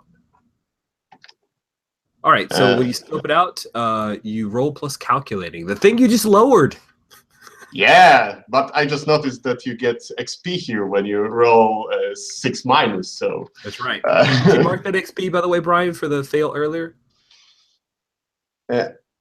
although I'm not sure if this is really what I want. I mean, I just want to know, I want to try to listen to them and understand what they're doing here. This is just routine, if they're here routinely, or is that, or if they are on some kind of mission. So do we have to be afraid of them? Well, you seem to be pretty good at being sneaky, right? Yeah, so that may be, I'm not sure which move will cover that. So I think I will just approach the bar and, you know, order a drink or something. I assume I can drink because, like, it's something, I'm social droid, so yeah. And just stand next to them, listening to what they say. Maybe throw a smile or something like that, but not much. I don't want to get attention to myself. I just want to try to basically hear what they're saying. Okay. Yeah, I'm looking at Chameleon, and allows you to keep your cool to avoid detection, but that's mostly by staying still. So I think you're just trying to be social here. Okay. Get a little bit of information, but you aren't necessarily scoping it out, which makes sense. That's fine. Okay, cool. So, although it may be scoping out, because some of those questions I don't want to interact with them. I don't want to talk with them. I just want to study them and listen. So that's all right. That actually looks like that. Let's have you scope it out then. So you move up to the bar, and I have a bevy of moves that I'll throw at you if you fail this roll. Okay, so let's go with that. And that's 11. Oh, dang it. Dang it, with your 11. Okay, that's awesome. You get 3 questions. Okay, so what here will give me an edge? What here will give you an edge? So it turns out that Vermilion, who is the lead officer, you can see he's got the most pips on his little uniform there. He knows you, like he recognizes you. So what will give you an edge is if you play up the old persona of being the pleasure bot with him. Okay. And second one is what is about to happen. So, like, what they are going to do apart from drinking, maybe. Great question. They're going to follow Jox out of here and kill him. Jox, you mean the guy you just negotiated to give passage to? Oh, that's the neutral ground. That's yeah. Great. In fact, you're up at the bar. Vermilion, he's kind of looking over at you like, oh, hey, I recognize. And one of the guys says, so we're going to make sure nobody watches this, right? Because there are cameras around. He says, listen, we're fine. We're fine. We've got contacts. Anything that gets recorded, we'll make sure that it goes away. We just got to make sure that this happens. Way above your pay grade. So, actually, I think what here is not what it appears to be doesn't seem so useful now. So maybe, no, okay. What here is not what it appears to be. Maybe there is something more I don't see. Like how they are equipped or something like that. Great question. Okay, what's here is not as it appears to be. Maybe they have hidden weapons, for example. So yeah, we'll say that there is generally on the hub, no open weapons are allowed, but you can see that all 3 of them have holdout blasters that they can bring, which would be pretty dangerous. Okay, so I'm just wondering how I can try to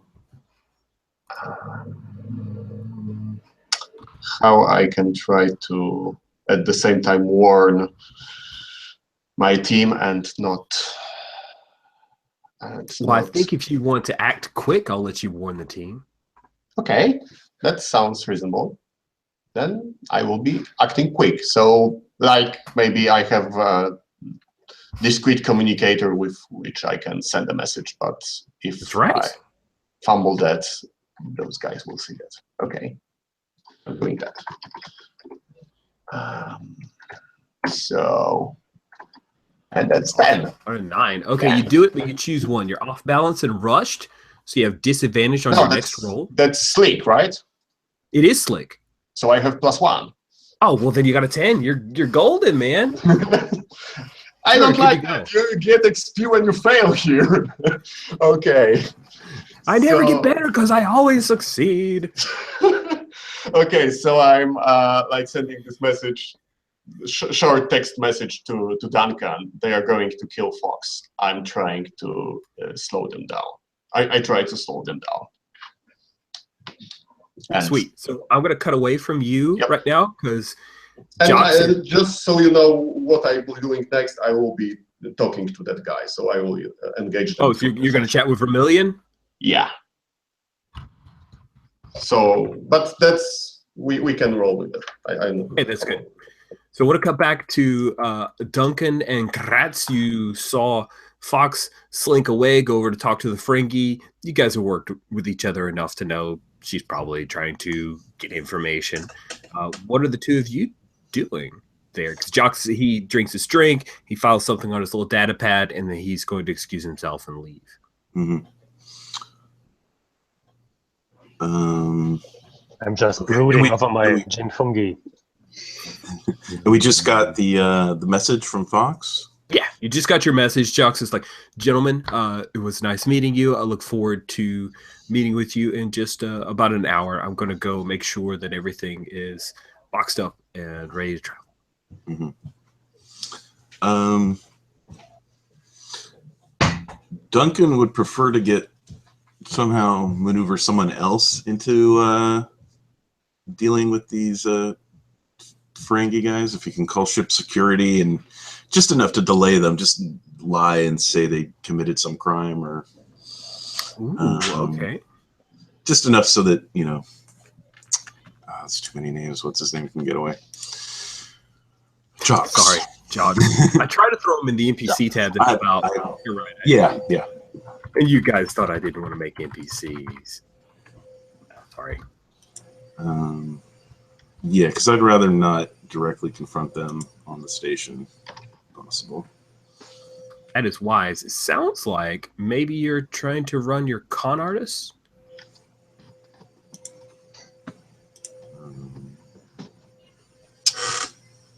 Yes, that is exactly what I'm doing. Yeah, Awesome. so I guess I'm calling, station security and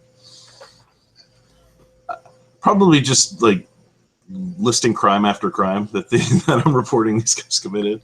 Sounds good. It's like, That oh, sounds good. Awesome. So They you were contact. fighting in the bar and they were assaulting women, and I think they stole the soul shakers and anything I can think of. All right, assaulting women we can understand, but the soul shakers, that's where we draw the line. So it's just plus, like, okay. Because the spice is life. Whoa. Okay. 2d62. I just want to say that's a shitty roll for 2d62. There we go. Okay, there we go. Awesome. A 9. Okay. So, So on con artist, it'll- on a 7 to 9, your deception will work for a while. Hold 1. Yeah, you can basically shift blame away from you, and the security officer, who I won't give a name so we don't have to track it, he takes the report and he says, "That's fine. We've got some team headed that way to Spungos right now." Here's the thing, though. Jox is about to leave, mhm. and these guys are going to follow him out. So it's a possibility they may miss each other. Yeah, we'll probably have to, follow along, keep an eye on it. We can't count on that working. Okay, Jox excuses himself from the table, he slides out of the booth, and he starts heading for the door. And that's about the time that you, Fox, were going to try to engage Lieutenant Vermilion. Yep. So they see that Jox is leaving. They see Jox is leaving, and Vermilion who's been like he needs to be doing his work, but he keeps looking over at you. He's got like a blaster scar. Like they say it's a piece of shrapnel kind of hit him on the right side of his face, and he says, "Hey, Fox, right?" I smile. Hello, and I pause, allowing him to introduce himself. He stops and says, "Hey, it says Cindy models, nothing. This one here. This one." He reaches over and he grabs your butt. "This will rock your world." Okay, I think I'm going to act at disadvantage because of my fireball. Okay. That's like something I'm trying to get away from. So, but I'm going to try to manipulate him. So let's see how that works. How disadvantage works? That's just -1, or? No, you roll 3d6 instead of 2d6. You pick the lowest 2. Oh, You still add your so for that's rolling brutal. plus slick. Oh, I got XP. So I think I'm just for what I'm going to do. I think I'm just going to hit him straight in the face. I mean, it's just like I was intending to play it nice, to smile coyly at him and stuff like that. But when he does that, it's just my eye flashes red, and I just hit him straight in the face with a glass. That's a pretty terrible manipulate roll. You're not really going to get in to do what you want when you. Definitely not. So we'll cut back away from that for just a moment. And Duncan and Kratz, you guys see Jock start to leave. The Ferengi guys who Jock was kind of eyeing, but he trusts the security of the hub. The security team is on their way, and that's when you see Fox belt one of the Ferengi and knock him back. He falls over a stool and hits the ground. What are the two of you guys doing? Well, I can't help myself anymore. And if they attack Fox, and then I get up and get there and get them. Sweet. Yeah. What's Duncan doing? So my chair's like running, going to the ground, and I jump up and run there. Yeah. Yes. The crazy lion guy is going to be charging the Ferengi. What is Duncan's reaction? Yeah, I mean, Duncan's just like, this is kind of exactly what I was trying to avoid. It's probably inevitable. I mean, we needed to delay them till the security could show up. I guess this is one way of doing it. Those two are pretty tough. I'm sure that you could just let them 2-on-3. It's fine. It's fine. Yeah, I mean, Give it a try to stop me. Yeah. If you want. No, I think yeah, Duncan's just going to look for an opportunity to, if he can get a cheap shot in, he's like, all right, well, if this is how it's going, he's probably trying to just escape notice and edge around and, maybe get a cheap shot in on one of them without realizing. That sounds awesome. So why don't you scope it out then, since you're trying to figure out a way to get advantage, and that is rolling with calculating. So Fox, you just belted Vermilion. He didn't see it coming. You cheap shot at him, and he fell over his stool. The other two guys, they're drawing out those holdout blasters. Yeah, I think I'm kind of lost in it, so I'm trying to hit another one. That sounds amazing. It's going to end horribly, probably, but cool. So if you we use firefight is the stat. Oh man, you got a 5? Take your XP. I'll come back to you in just a minute. So when you open yourself to danger and exchange violence with an enemy, you roll plus volatile. Yeah.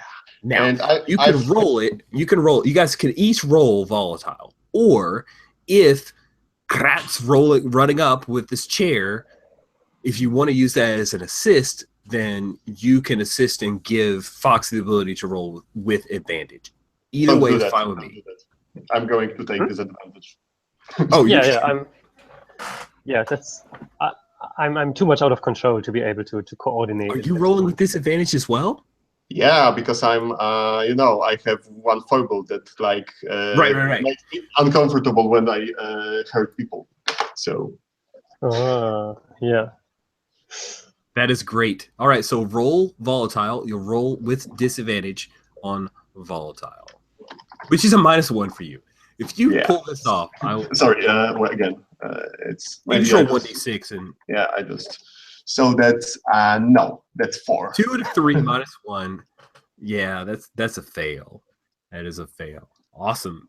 So you exchange harm, and the enemy chooses 2 to apply against you. So you punch him. So you do hit him. As he draws his blaster, he's going to fire the blaster on you, which means it's discharged. He will have to take some time before he can reuse it. You take 2 harm. But I am going to say he is going to discharge the weapon with a discharge tag and deal double the harm, which will be 4 harm if you choose to just eat it. So this is the way this game is. A reminder: you just eat that harm if you want, then you're knocked out, or you can move all of that to stress, and it's a thing of like hit points. Like you are shot, but it doesn't. Like it causes you a great deal of stress, which will come back on you later, but you won't be at a disadvantage right now. What would you like to do? So I'm going. So if I eat that up, I'm out, right? I'm going to be okay. Knocked out gives. You No, can't. then I'm back taking stress. So how much that is? 4 stress. So it Okay. moves exactly over. So you'll go all the way up to 4 stress. I just changed that. Okay. So advances are XP. Okay, so I have it too. That's cool. Okay, so I think I'm actually, could I just noticed my gear. Could I hit the second gun with my nano blade instead of that glass? Would that work? Oh, hit him with the monoblade? Sure. Nano blade, yeah. So yeah, so that's 3 harm for him. Holy crap. But did you hit Vermilion with the nano blade or just No. punch? Vermilion got a punch. But this guy got the punch. Yeah. So he draws out his blaster. You slice him. What does it look like? So I think it's like this. Okay, it's like a short knife with almost completely translucent blade, and it's shining in this delicate reddish glow, and it slices through everything when it's enabled. So that's something like that. Oh, that's badass. Okay, cool. So the way I see this is you punch Vermilion. This guy comes up to your right? He's flanking you. He draws out the holdout blaster, shoots you. It hits you in the gut and like blows out part of your innards, but you're a robot, so thank God, right? Because that would have killed most people. Then you slice off his hand. And it's just one of those where it seals it, right? Because it's like a monofilament blade. So it's just like this stump, and he drops. He's like, did not see that coming. Later, he may show up with a cybernetic hand and be pissed at you, but right now, all he can think is, fuck. So he drops to his knees, and I get 2 choices because of your 6. So the first one was I doubled the harm, and I think. I'm not going to do that. The other guy is going to cover, and he thinks like his first instinct was attack. Oh, my buddy's got it. Cool. So he's going to cover, and he's going to see Kratz, and that'll be his reaction. So, Garrett, did you need a moment? You muted. I'm not. I don't need a moment. I'm there. Sweet. Awesome. So, so this guy turns to you. He saw you coming. Didn't take him by surprise because you weren't really subtle. Do you wish to engage firefight as well? To what? Do you want to engage fire? Basically, you're going to hit him with your chair, or I do much worse. I mean, this is like I was building up the storm, like being Yes. so angry on this guys, and now can release it. And because I'm an experiment, if I rail against authority, and somehow this is railing against authority, fighting starting a fight in a public place, I may spend storm as though I'm lashing out. And one of the options when spending storm is someone is frightened or cowed. And I do so by not only taking my chair, but I'm also like elegant like a cat if I can. And so there, have you seen the chandelier in a mushroom shape on as a decoration on the top? Okay. Yeah. So this chandelier, I jump and take this chandelier and like Tarzan, I swing into his direction and smash the chair against him. It's awesome. You were going for basically cowing or frightening the guy, right? Yes. So you slam him with the chair, and he uses that momentum to just go over the bar. Because holy shit, there's a crazy lion dude. Yeah, so he goes over the bar, knocks down a bunch of glasses. We have Vermilion, who got slugged. Honestly, like, Vermilion's the best off of all of his buddies, because he's just had a scratch there from that punch. Then he watched his sub-lieutenant get his hand cut off, and his other sub-lieutenant get knocked over a bar. So you're watching this, Duncan, and guess who just showed up at the door? That would be the security team of the hub, who all have their guns set to stun.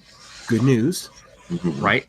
But they come in and they see this fight break out, and they're going to roll up on your buddies and start firing at this point. One of them, of course, says, and he's got like a face mask on because it's during riot gear, and he calls out, and it makes it very, very loud. He says, "Hub security, hit the ground." As he say, hit the deck, right? So basically, the bad news from my failed. What's the name of the move? Oh, you Scope want it to out. scope it out. Was And bad news from the scope it out is they're gonna stun my crew. That's their plan, is to stun. If they just stun everybody, and then I use my one hold to put all the blame on the Ferengi. Seems like it'd work. And I just drag their stunned bodies back to the ship. I think that's my plan going forward. Okay. If you want no one's going to get further hurt if everyone's stunned, and then I'll just trust that I can. Sweet. Okay. Talk them out of it. That is a great plan. I love your plan, sneak scoundrel. You got a moment of reaction here, Kratz and Fox. When security threatens to basically stun everybody if you don't hit the deck, what is it that Kratz does? I like to ignore orders from authority in such cases. And I'm really angry anyway. So where's this guy behind the bar? You go for the guy from behind the bar. What is Fox doing? I think Fox will try to slick away. Well, she will try to maybe get behind bar and enable her chameleon modification and pretend to be a bartender or someone like that. Nice.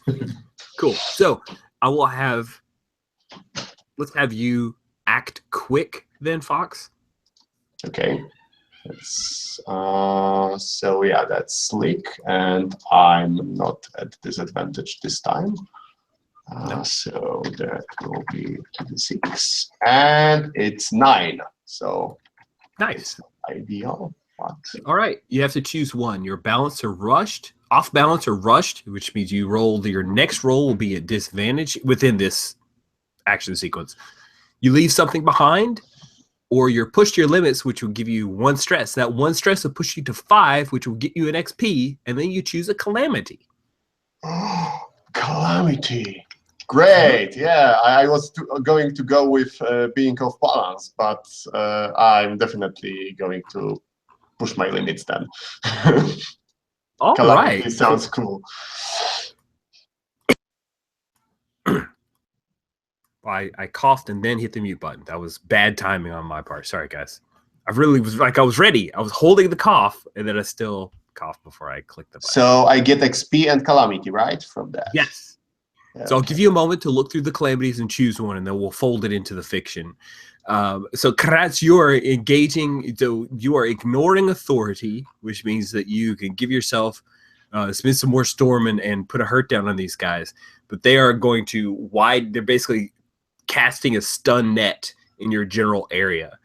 So you need to hold on, make sure I'm using this right.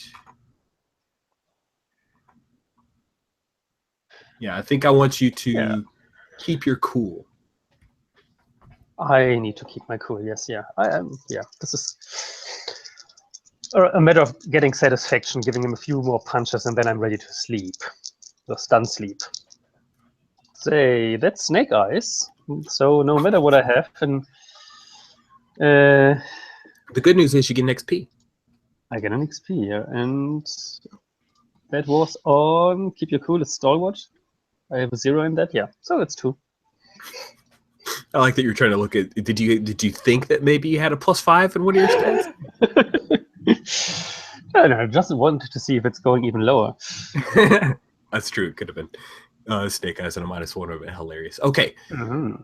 so you go out when they cast the net, and I get a move. I get a reaction. So yeah, I think that what happens just before they cast the net is Vermilion looks at you, and he knows what you are. Like you get that reaction, you can see it. And he has a look on his face just before the net comes over you guys, and imagine it's like an electric net type thing that goes and it just zaps everybody out. What is the calamity that you have chosen, Fox?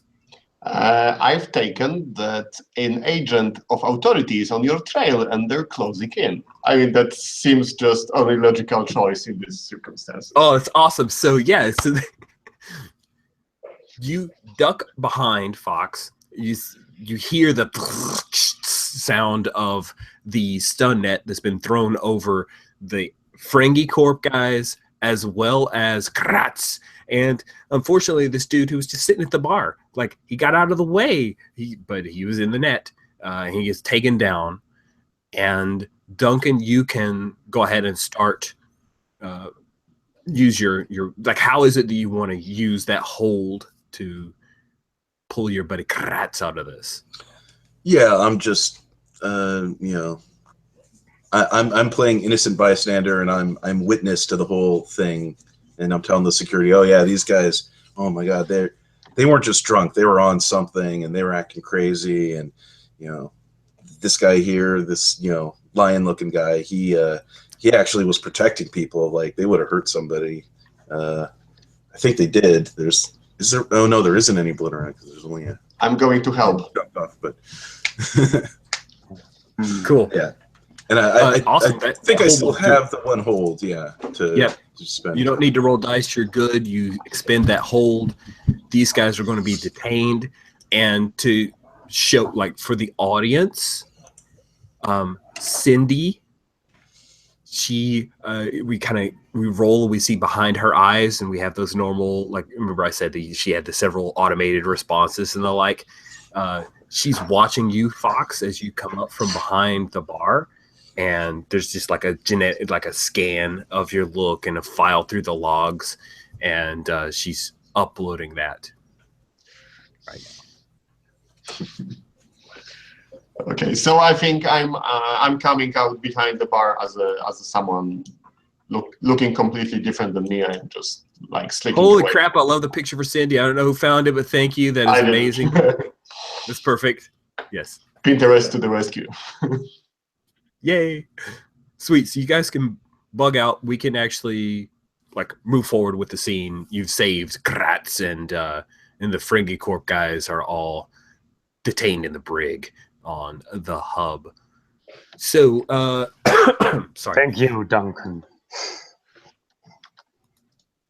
I'm just saying, good job. Yeah, we'll say that you are back on the ship.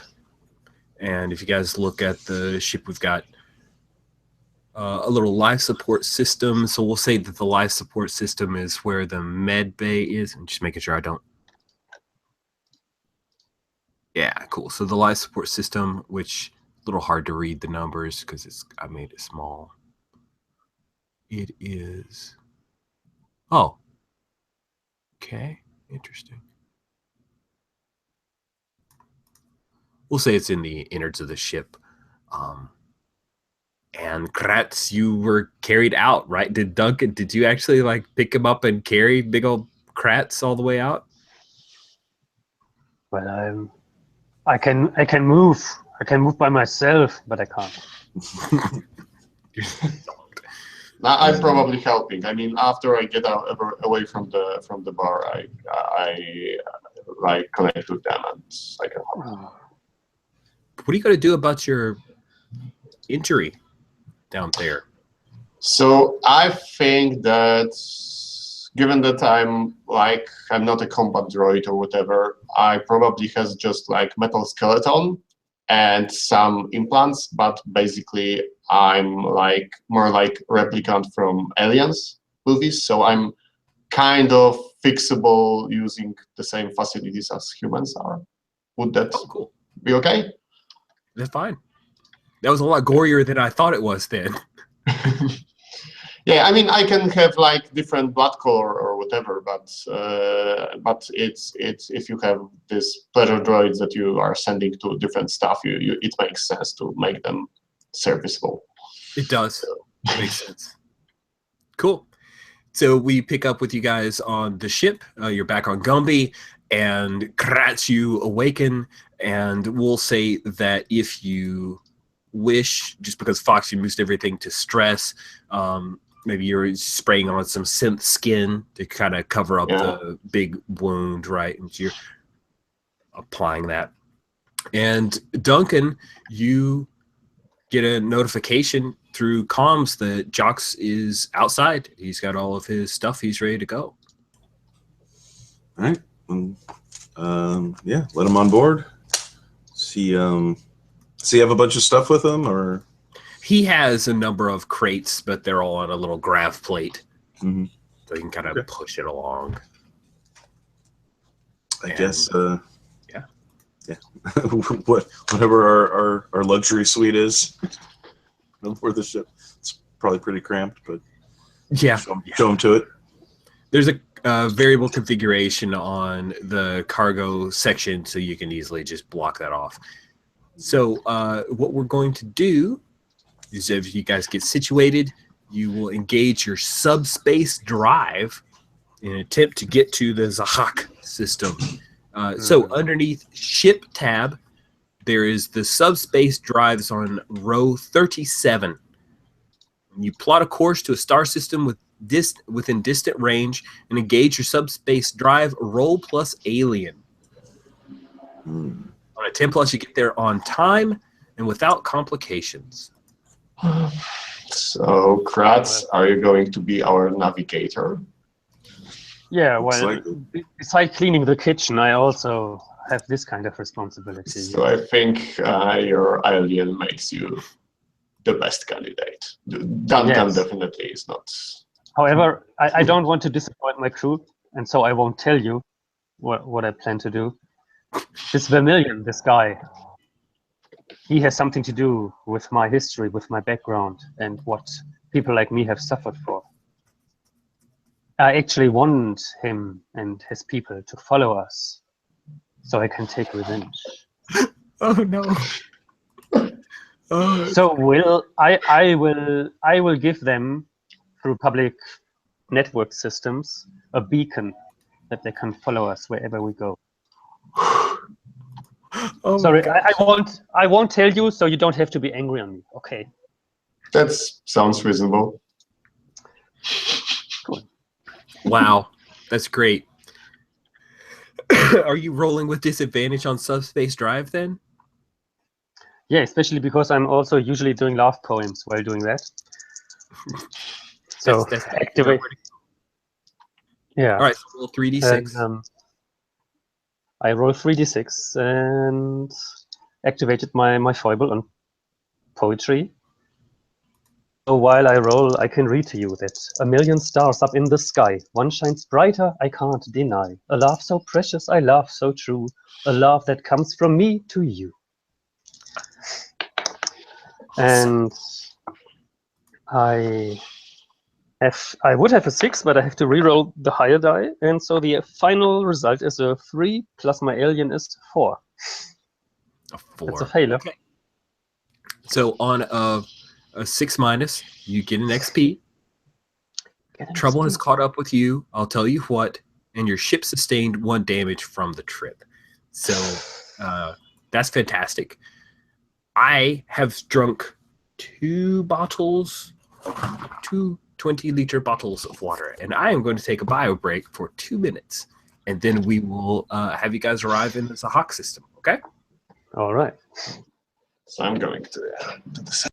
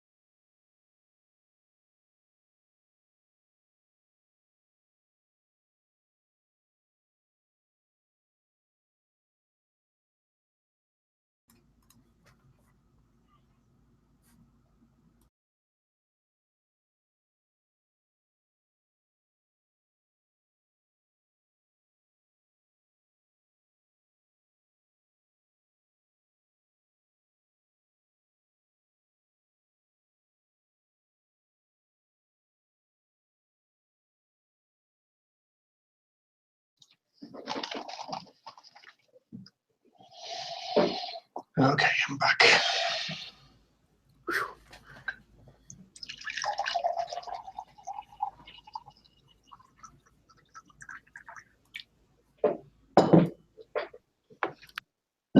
I must say that impulse drive is really, really cool. I mean, I was kind of cautious after Uncharted Worlds about PBTA in space, because that one wasn't cool. There's some aspects of Uncharted Worlds I like, but altogether, I prefer Impulse Drive for the kind of game that I'm interested in. I mean, Uncharted Worlds is like someone tried to do with PBTA something that you really shouldn't do with PBTA, I think. Do generic system, I mean. Yeah, I prefer games that kind of have a point of view, like that they don't put everything up to the specific group. Like generic systems, it doesn't float my boat. And moreover, the Uncharted Worlds, it's pretended that it's generic, but really we tried to do something more hard the selfish in it, and it didn't work because there were some assumptions that are like, they are there, but they're not stated clearly. Okay, but that's for Gary's back. Back. Okay, cool. So you guys, you hop into subspace, as it's called. One of the things I think is kind of amusing about this game is that each of the ship types that you choose, they all have their own different FTL drive. So it's I think it's kind of a neat little, pretty creative. So you hop into the subspace drive, and time passes. Because we're 30 minutes from game end, you know, this would be a point where we probably have some RP, we get to know our NPCs, all that good stuff. But I would like, unless you guys have specific things, then I think we can probably have you come back out of subspace. Is everybody okay with that? Just want to check in. All right, cool.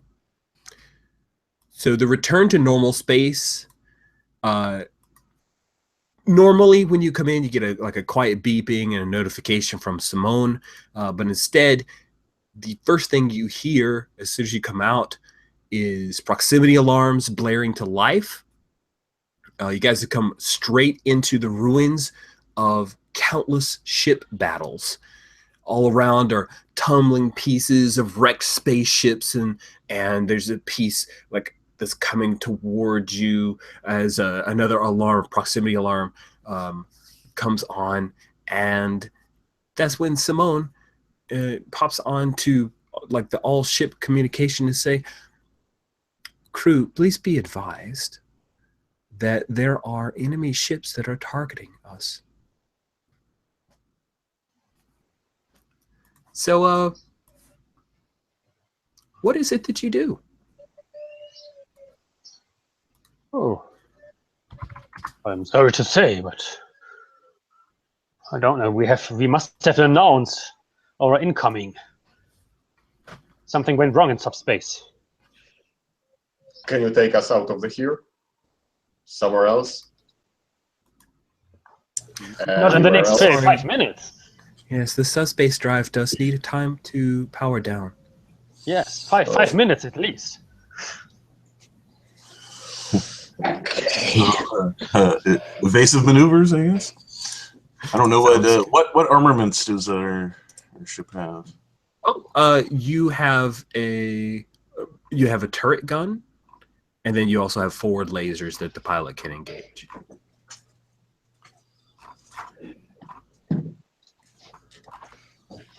And yeah, in the game, like the full-on impulse drive, you actually build your ship.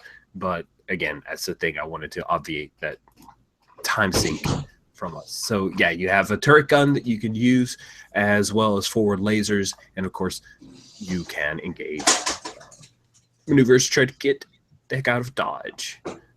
So ahead of you, not that far away, within the interior of the Zahak system, is the neutral ground, which is a huge battle cruiser.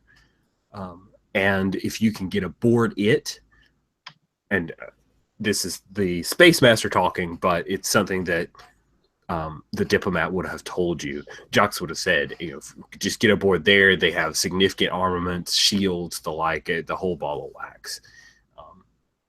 But you are basically in a no man's land that you guys have dropped into. So, can we put the diplomat on the comms to get in touch with those people and let them know where? That sounds like a great idea. Yeah, I think that would be awesome. Why don't you act quick to try to get Jox on the comms to communicate and try to get you some help? And who's engaging that? It's Duncan's idea, so I imagine, Duncan, you're heading to Jox's room. So yeah, so I'm going to take the wheel and try to do some evasive maneuvers or something that will help us not die in the meantime. That sounds fun. All right, so that would be a... So, Motorhead, when you make a move while piloting a vehicle, make the move as normal, but consult the vehicle's strengths and weaknesses to see if any apply to your current situation. There are no strengths or weaknesses to the Predator ship that apply at this point. Harm that you deal would be using the weapon's harm, and then damage would be done to the ship as well. So, we've got two moves firing. The first one is that you, Duncan, want to get Jox on the comms. I think that Jox knows you gave him a timetable of when you were going to come out of subspace. So I don't think it's not you have to go into a door and have a conversation. He would be there, and when Simone comes on board, he would be coming out of the ship. We just need to... You're going to use him to try to manipulate some help. At the same time, who was pulling evasive maneuvers? Is that Fox? Yep, that's okay, me. Cool. So then we'll have you act quick. So that's Slick, right? It is. Okay. So that's 6, and that's 7 because I have +1. Squeak! You just keep making all these moves. It's a good thing you've got that calamity going. That got you an XP. Okay, on a 7 to 9, you do it, but choose one. Your balance or off balance or rushed. I always forget the word off. Off balance or rushed. You have disadvantage going forward. You've left something behind. I'll tell you what. Or you're pushed to your limits with the effort. Suffer 1 stress. Sorry, let me. I just have to take. Okay, so I'm going to take disadvantage going forward. Awesome. So keep that in mind. We're going to say that you duck under a couple of ships, and there's a few bolts that come from the 2 fighters that have engaged you. It's like they knew you guys were coming. It's really weird. There wasn't even a moment where they tried to check your identify friend or foe. It was like they were waiting on you. Super suspicious. Okay, so I think while I'm doing that, I'm going to say something like, "Who the fuck rattled on us? This guy is a spy. He is not who he says he is." Shit. Wait! No, wait! It's not like that! What do you mean? Like, I They would never waited betray on you! us. They waited on us, No. Kratz. That guy, our passenger, I don't know what he did, but they knew we are going to be here. You didn't do it. Duncan didn't do it. So it had to be that guy. He'd have to be pretty dedicated to the cause of just getting our ship blown up to sacrifice himself. He's aboard here too. Maybe he wants to, or maybe it's his power mongers. I mean, they want to get him killed, which will create diplomatic incident and give them a pretext to something. That sounds reasonable. Okay, we will deal with him later. It's But it's not I wasn't. But no. Kratz, focus on getting us alive on the station. So I'm not even considering the Kratz who did it, right? I mean, right. Kratz is such a bad liar. It's hilarious. Pretty good. Is Kratz in the turret? Yeah. He wanted his revenge. Could be in the turret. It'd be a great time for you to turretize. In the what? In the turret? Yeah. Ah. Get some of that revenge you were looking for? Well, usually I use my fist and not pushing buttons to take revenge. But I'm ready to go. It's for you. I made a mistake, I think. Cool. Why don't you engage firefight? Or no, you need to yeah. No, they're fighting back. Sorry, firefight. Sorry, acquire target and firefight. Like there's always that moment where I want to make sure I'm doing the right one. So firefight is what you want to do. You're going to roll plus volatile. Duncan is trying to get Jocks to manipulate to get some help from the neutral ground. So let's go ahead and have you roll plus slick. And you don't need to convince Jocks to call in, although he does hear the whole thing of like, it was obviously Jocks' fault, right? So now he's like, no, it's not. No. This is effectively a role of Duncan, kind of Cyrano de Bergerac coaching Jocks. Oh man, is that 2 1s? Is that 2 1s? You really want to engage that advanced move. You just want to get 5 XP. That's what you're after. Okay. We'll get that. And I roll my mine as well, right? Yeah, roll volatile. Yeah. Still thinking about. Yeah, if I have a disadvantage, but I don't. Finally, I don't. Seriously? Holy crap! Another 5? This is the worst. This is best. No. Yeah, I got a 3 + 2 5. Yeah. Okay. So the first thing that happens is And I'm that on free storm already. Just to mention. Oh, that's right. We're about to max out your storm, I think, is exactly what I want to do to you. And and this frustration will definitely push me to 4 storm, which I don't have, which is a problem. Yeah. What happens when you max out storm? Yeah. You have to immediately spend all of your storm at once or mark 1 stress. Yeah. Yes. I lash out immediately and spend all my storm. Oh my god. Poor controls, they all get broken now.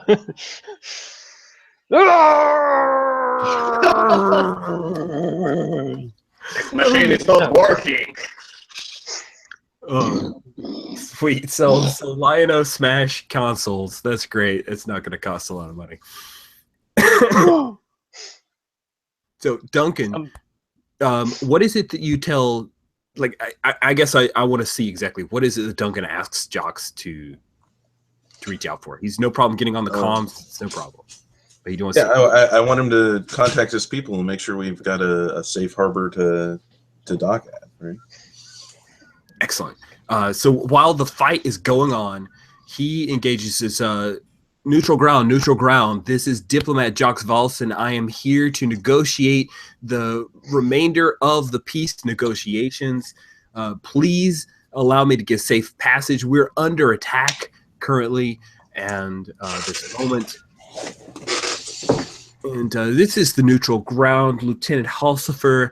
I regret to inform you that as a neutral party, we cannot engage with the current activities. If you can get within proximity of our tractor beams, we will tractor beam on all ships, which will disable their offensive capabilities. But that is all that we could do for you based on what has been negotiated with it just keeps going on. The ship, and he just starts rattling off all of the permutations and everything that's been argued for. At that time, the turret is destroyed. Like, you see warning lights coming up, Fox. You don't even know because the ship is hit a couple times. I'm just saying, I think we lost Kratz. I think you lost Kratz. Awesome. And you guys are going to take some damage to the ship. There will be 2 harm to the ship, which is going to hold on. So you guys taking 2 hits. You go from superficial damage to direct hit. Smoke and sparks pour from flickering consoles. Arms bleat. The lights flicker, and the deck shudders under your feet. Any roll using the ship system is at a disadvantage. You can perform spot repairs on a direct hit to restore normal operations. Cool. So lights start flickering. The comm kind of futzes in and out. Sorry. So did we just take 2 damage, or we just took 1 additional? Because we had taken 1 damage from the subspace. Trip, right? You took superficial damage from coming out of subspace, and you just took a direct hit from the next hit. It would have been 2. You've got an armor 1, so 1 for direct hit. Yeah, you guys took a direct hit. Your ship is listing a little bit. One of the engines kind of throwing out some sparks and some smoke and the like. And one of the fighters, because you failed. Yeah, there's still 2 fighters on you guys. You're in a lot of trouble, right? Yeah, I think we're yelling at Taxu to get the engines back up to full power, and I think Duncan's the normal pilot, so he's probably pushing Fox out of the pilot seat and trying to just just to mention, our offensive systems are still working. It's just that the controls are broken. Right. So they're still shooting, but like just into space. If you can maneuver us, that I don't need the controls that are going directly to the enemy ships, you as a pilot can possibly shoot at them. You seem to have lasers that are just randomly coming out of the turret. Boom, boom, boom, boom, boom, boom, boom. Yeah. That's great. That is hilarious. I love that. Let's accept that. Yes, Simone will shift controls for the forward lasers to you, Fox, if that's what you would want to engage. Okay. And you asked. Sorry. What were you going to say? Yeah, I'm going to do that. That's exactly what I was going to ask for. I try to somehow target the lasers with this reduced capability. Sounds awesome. Then go ahead and engage firefight. At the same time, Duncan, you are taking over. So I want you to act quick. Oh, actually, if you want to assist by basically piloting the ship to help Fox with firefight, you can do that. Sure. Our firefight is volatile, It is. so maybe I will be assisting Duncan in running away. Like providing covering fire because my volatile is -1. So. Okay, so you want Duncan to pilot the ship? Yeah, and engage just get us out of here. I'm going to try to do something to slow them down, right? So we are not focusing on killing them. We just want to chase them away a bit with the lasers, so we can get there in time. Okay. Cool. So are you trying to assist Duncan as he rolls firefight? Okay, cool. So go ahead and roll stalwart. And is Taksu able to do the repairs? Great question. Yeah. So I want, I would like for Garrett to roll for Taksu. Just have an act quick roll. We'll roll it flat. So just roll 2d6 for me. The good thing is when I spent 3 storm, one is I broke something beyond repair. The other one is that I injured myself. I crumble out of smoke from the turret. But the third is I have advantage on my next roll. Awesome. So I would use that. Sweet. So you and Taksu will try to.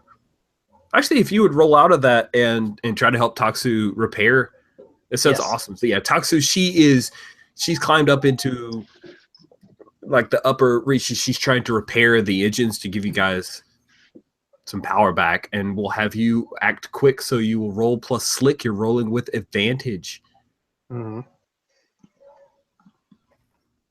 So and it. Oh, that's a 10. That's a 10. Oh wait, no, it's not a 10. There's a 4 and a 6 minus 1, so it is a 9. Cool. It's a 9. So Machi, you rolled assist. You got an 11 or a 10 plus. So you are rolling with advantage, Duncan, to try to engage firefight. Now that advantage will be taken to disadvantage, except that by asking Taksu, who got help from Kratz, they were able to act quick on a 7 to 9. You need to make a choice, Kratz, but that will be a spot repair. So you're back to flat, so you go back to advantage. Sorry. Okay, and what am I rolling? I'm rolling. Oh, you're firefight. rolling volatile, and you're rolling volatile firefight with advantage. So roll 3d6.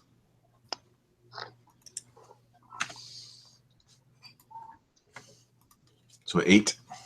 That is terrible. No, it's above average slightly. 8, and then your volatile is flat. 0. So it's So you exchange harm, which means that you'll be able to take out one of the starfighters, and you get to choose one option. While you're looking at that, you have a choice to make for Kratz on Act Quick. Are you taking advantage going forward, leaving something behind, or suffering a stress? It's me, right? Yeah. Oh, sorry. Yes. I suffer stress. Okay. A lot of stress at the moment. Yes. All right. Mark that stress. Is that your first stress? Oh. Yeah. So stress. So I mark storm the whole time, which is true. Somehow related. Cool. So what choice did you want to make, Duncan, for your firefight? So we took more damage, right? You are in exchanging harm. You will take more damage right now. You currently have a spot repair that is good to go.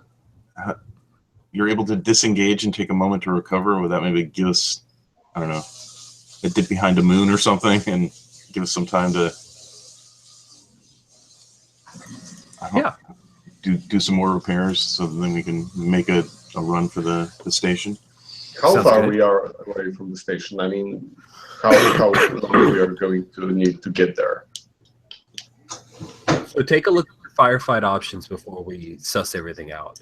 You can play it cagey and suffer -1 harm, which means that you deal damage but take no damage this exchange. Oh, there we go. Okay, yeah, we'll do that. Okay. That works. So by using evasive maneuvers and Fox trying to engage, just so you have like a shield that angled the deflector array. Exactly, angled the deflector shield. There we go. Actually, I don't know if you guys we haven't engaged it, but there is one hilarious part of the game called Spout Technobabble. You should totally check it out. It's like the most hilarious fun. It's so Star Trek-y. It's just great. You actually construct a technobabble thing with several different terms, and the intellect can use it to like roll with advantage. If they spout off technobabble when they try to figure something out, it gives them the ability to roll with advantage. It is hilarious and delightful. Okay, so by suffering -1 harm, playing it cagey, you're able to avoid getting destroyed. You guys are still progressing towards, I'm going to say that effectively, if we think like fate zones, you're at one more exchange. And if you can successfully get through, then you guys will be within tractor beam range and safe. Okay, so we did spot repairs on direct hit, right? You did spot repairs on the direct hit, so you are no longer rolling with disadvantage. Okay, so I'm going to try to buy us time by manipulating the fighter pilot, because this is Ferengi core. Of course it is. So I'm going to open the radio channel and I'm going to say, this is Fox X800. I am a pleasure droid and I am property of Ferengi Corporation. If you keep shooting at us, you will destroy the ship and destroy the property valued at, I don't know, 100,000 credits. Nice. That is awesome. So there we go. I want to see you roll slick then. Is anybody backing you up? I don't know how they could, but I just asking the question because. Okay, I'm rolling. Good. So that's on your own. That's 9.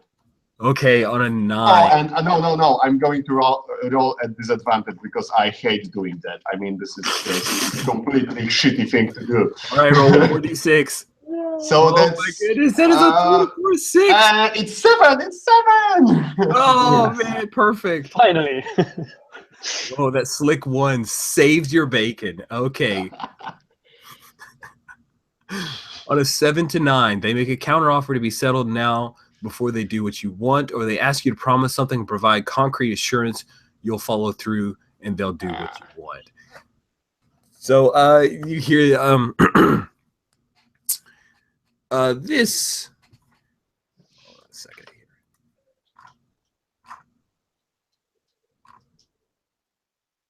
This is Lieutenant Azure. Fox, if you will eject yourself from the ship, we will allow this ship to travel to neutral ground.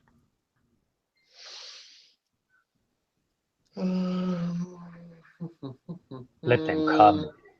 Okay, I'm just going to like take the lasers and shoot at him. It's boring conversation anyway. Shoot them. Sweet. All right, engage firefight. So yeah, and I'm going to do that terribly because I have -1 volatile, so it's 2. You roll a 2. Oh, that's great. Oh man, that's awesome. Okay, cool. So you lose control. You do exchange harm, which means that this starfighter would be destroyed. However, I get to choose 2 of the firefight options against you. He is going to play it cagey, or she, the lieutenant. She plays it cagey because Azure saw that there was something fishy going on here. And so by playing it cagey, she gets to try to hurt you guys one more time. But what she does, though, is she discharges her weapon with the discharge tag. And she's trying to take your ship out. So you guys have a hull breach. Uh-oh. Is blasted in the side of your ship. Atmosphere vents and sections of the ship are depressurized. I am going to say that the breach happens near the aft. No, not aft. It was port and starboard, right? So starboard is right, port is left. Is that right? Starboard right, port left. I'm glad that you shrugged. Thank you, Brian. You make me feel less dumb. Because I was like, I knew this up until the moment when I need to know it. I think left and port are the same because they're 4 letters. That's the only way I've found to remember it. Okay, so the starboard wing is sheared off from this, and it opens up section 9, which is the cargo/passenger area. Oh. So yeah, Does that mean that our guest is going to go out to the space? Your No, guest he was talking on the radio. Yeah. he's talking on the comms. He wasn't doing that from the passenger quarters. Wasn't he? Yeah, I think the. Yeah, I think he's been pulled out into space. I'm sorry, I think he's been pulled out into space. Fuck. Okay, so like, I think I'm going to act quick and try to recover him. Okay, do it. Act at disadvantage. Human can survive in a for a moment. So if we get him back quickly, Can I assist you with that? That would be smart. Yeah, roll plus stalwart. Try to assist. yeah. Interior. If I'm close by, I'm also happy to help. Like, You are very close by, and I'll say that you're tethered. Taksu, she has like a little vac suit on, like she just pops the thing and it pops down. So she's going to keep trying to work on spot repairs. Great. Yes, I'm going to grab some kind of face mask because my eyes are like not completely mechanical, so I don't want them to dry out and fall off, so or something like that. So You don't really I need them don't. to see, right? No. Yeah, so I'm I just like run, grab that, and jump out. And I hope someone, and I assume that assist from the Duncan and Kratz is going to be somehow tagging me back in. Okay, that's awesome. So yeah, Duncan is going to try to assist. So you roll plus stalwart. You got an 11, so you're now rolling with advantage to act quick and try to save Jocks. Okay, so I roll 3 dice and I pick. Pick your best 2, and you add slick to that. Okay, so that's 8 plus 1. It's 9. That is a 9. Okay, on a 9, you are off balance or rushed. You have disadvantage on your next roll. You left something behind. Actually, I was I've taken disadvantage earlier, so this will be it. So it's 6, so it's 7. It's still okay. Okay. Yes, I'm nothing. Yeah, it's cool. Okay, so I'm going to pick probably. Let me take a look at that. Yeah, I'm going to take 1 stress. Take 1 stress? Why not? Yeah. Stress is good. Stress is a great thing. Cool. I mean, I like them. Cool. So you launch yourself out into space through the open hole. You have a tether that is attached to you, and you grab hold of Jocks and envelop him, and at the same time, like your body's getting ice and the like, you snatch onto him, and I think I want to see how it is that Kratz.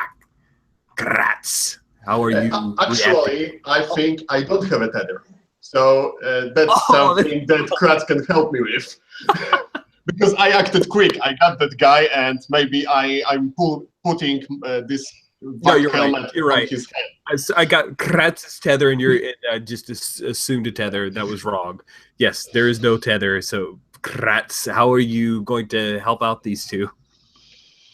so Fox just jumped out of the spaceship without any tether. Yes. So it means that instead of 1 person, I need to get 2 persons back now. Well, All right. Fox did grab hold of Jocks, so it's just one mass. Just 1 mass, yeah, and I have big arms. All right. Then, well, I'm a little bit smarter, and a cat has 7 lives anyway. So I have a tether, and I run and jump into space and just hope that they are still there, not 100,000 kilometers in that direction already, because we might still move. Okay. Good, and I hope that the lasers, who are still the whole time shooting, are not aiming at our direction. Duncan, can you take care of that? That was my assist. I'm keeping the area. I'm keeping the lasers from blasting you guys. All right. I want Yeah. to see you keep your cool here. I keep my cool. Yeah, roll And plus stalwart. I have a 7 plus 0 is a 7.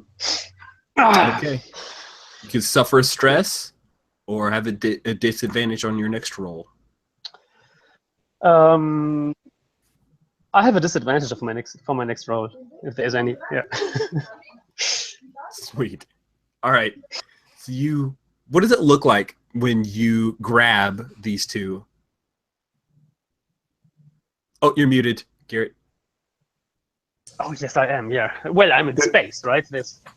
How shall I talk? There's got to be a moment where you and Fox are like right face to face, and then Yeah. the third guy's face just comes in between. Yeah. Perfect. Yes, exactly.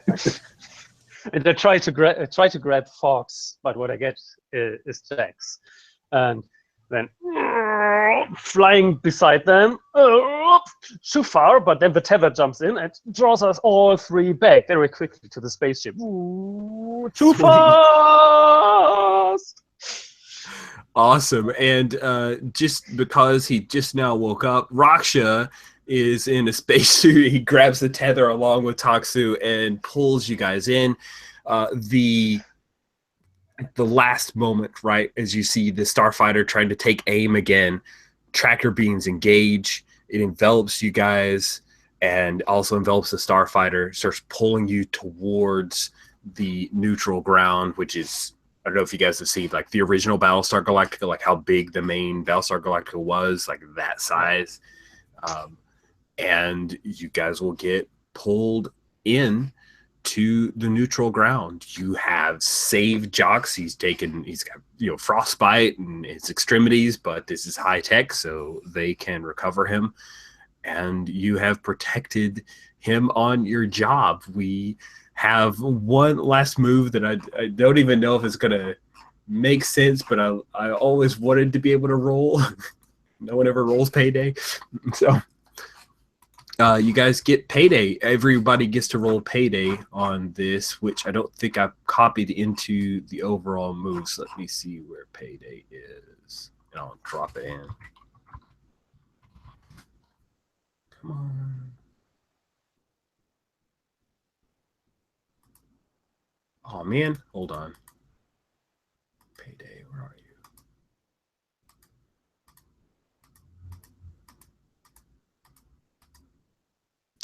Okay, payday's referenced like 1,000 times, and I'm trying to find the actual move. Hold on a sec, guys. Maybe we should just end it. I feel bad now. Group handouts. I want payday. Hey, big spender. So the negotiated terms, you roll payday at advantage. So payday. This is the way that the game would work out. So you get payday, and with payday, you can. Well, you guys caused definite stress in your feud, so your feud would go up from 3 to 4. The Ferengi Corp is super pissed at you guys. Thank you. All right. Ship payment payday. Blood money. Your crew successfully completes a contract and collects their pay from the client or contract. Roll plus contract rating. Interesting. Contract rating. So this is what I found. Maybe there is another payday, but I'm on row 45 of the ship tab, which is the payday version for Predator. Gotcha. oh, this is smuggler ship move. Sorry. I've pasted. It's okay. Yeah, they're all slightly different. So payday is rolled at an advantage because of the choice you guys made during your negotiating contract. The contract rating was, I'll call it a 2, but I don't really know how I'm supposed to come up with a contract rating. I'm just arbitrarily saying 2. Duncan, do you want to roll the with advantage? Roll. Sure.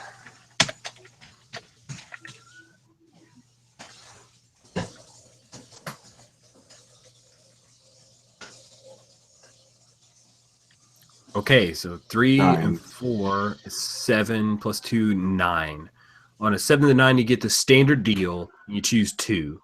The options are on rows 46, 47, 48, 49, 50, 51, 52. We definitely need to get the ship patched up. Yep. Remove the So it's damage. a 9. What you rolled, right? Yeah, you rolled a 9. So you choose Not 2. 10. And then, well, do we all want to roll Hey Big Spender? Yeah! That You guys sounds want fun. to do that? That'd be fun. Hmm. All right, now, where's that move? Oh, yeah. Hey, big spender. So that one is actually, that's a regular move. I don't know if I stuck it in basic moves, but I meant to. Let me check. I did! Okay. If you go to the basic moves tab, under column I, row 10, you get a bingo, and then there's the explanation. So if you're flush with currency and go looking for something to spend your ill-gotten gains on, roll plus disposition with the local vendors or contacts to see what you can find. We'll just say that's flat. You've never been on the neutral ground before. Mm-hmm. Makes sense. I like this. Coriolis has a very similar concept, I think. With Oh, it does? Cool. Yeah, you roll with the modifiers from the relationship with the place you're in. So it's more crowded than this, definitely, but it's interesting. Yeah, And so it each has- of you would roll Hey Big Spender at a flat. So on a 10 plus, you can find your heart's desire, spend big and live life to the fullest, purchase 1 item from the specialist or black market list, or 3 from below. Aww. On a 6 minus, you only have access to the basics. Choose 1. Me too. Only the basics. But the good news is those are still XP for you. Oh, but you can still get advanced gear list. So that's Yeah, cool. you can get advanced gear list. Yeah, that's okay. Cool. Cool. So in an ongoing game, Jocks would finish up the thing for the Zahak system. There, of course, would be some Ferengi Corp who would be here, so you would need to get out of Dodge without any further complications. That I could see a lot of fun coming out of this group. But we'll go ahead and bring it to a close here. Now I'm so sad we only ended up with 1 session. I knew it was going to be. We would all be sad. This was good. So first of all, if you guys have a few minutes, I'd love to do Roses and Thorns. That's where we just have a little bit of debrief after the session, talk about things that could have been better or weren't quite what we expected, as well as talk about the things we really enjoyed, aspects to focus on going forward, and give attaboys to each other for moments within the game that we really liked. Just let me switch my headphones 1 moment. Yeah.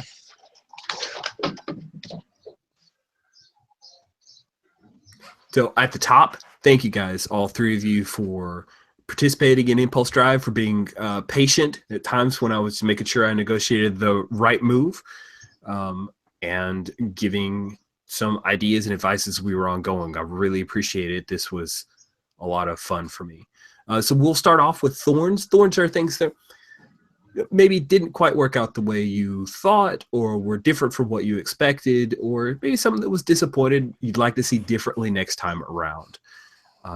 I'll lead off with disappointed that we had a person who had to cancel out sick. I really wanted to see how the game ran with 4 players. get sick, you got to leave. That's totally cool. Just I would have liked to get. I actually tried to recruit a fourth and didn't work out. So found 3 is kind of a really perfect number in Hangouts, but so the other things, I still am having a little trouble figuring out, and it shouldn't be that hard, but some reason firefight versus acquire target confuses me, but I think that's just on me. And then the last thought I have is the whole discharge and recover feels like it wants to live within a longer kind of strung out combat scenario that I don't normally see in PBTA games. So I wonder, like, if that's a subsystem that I don't know if it necessarily fits. I understand it.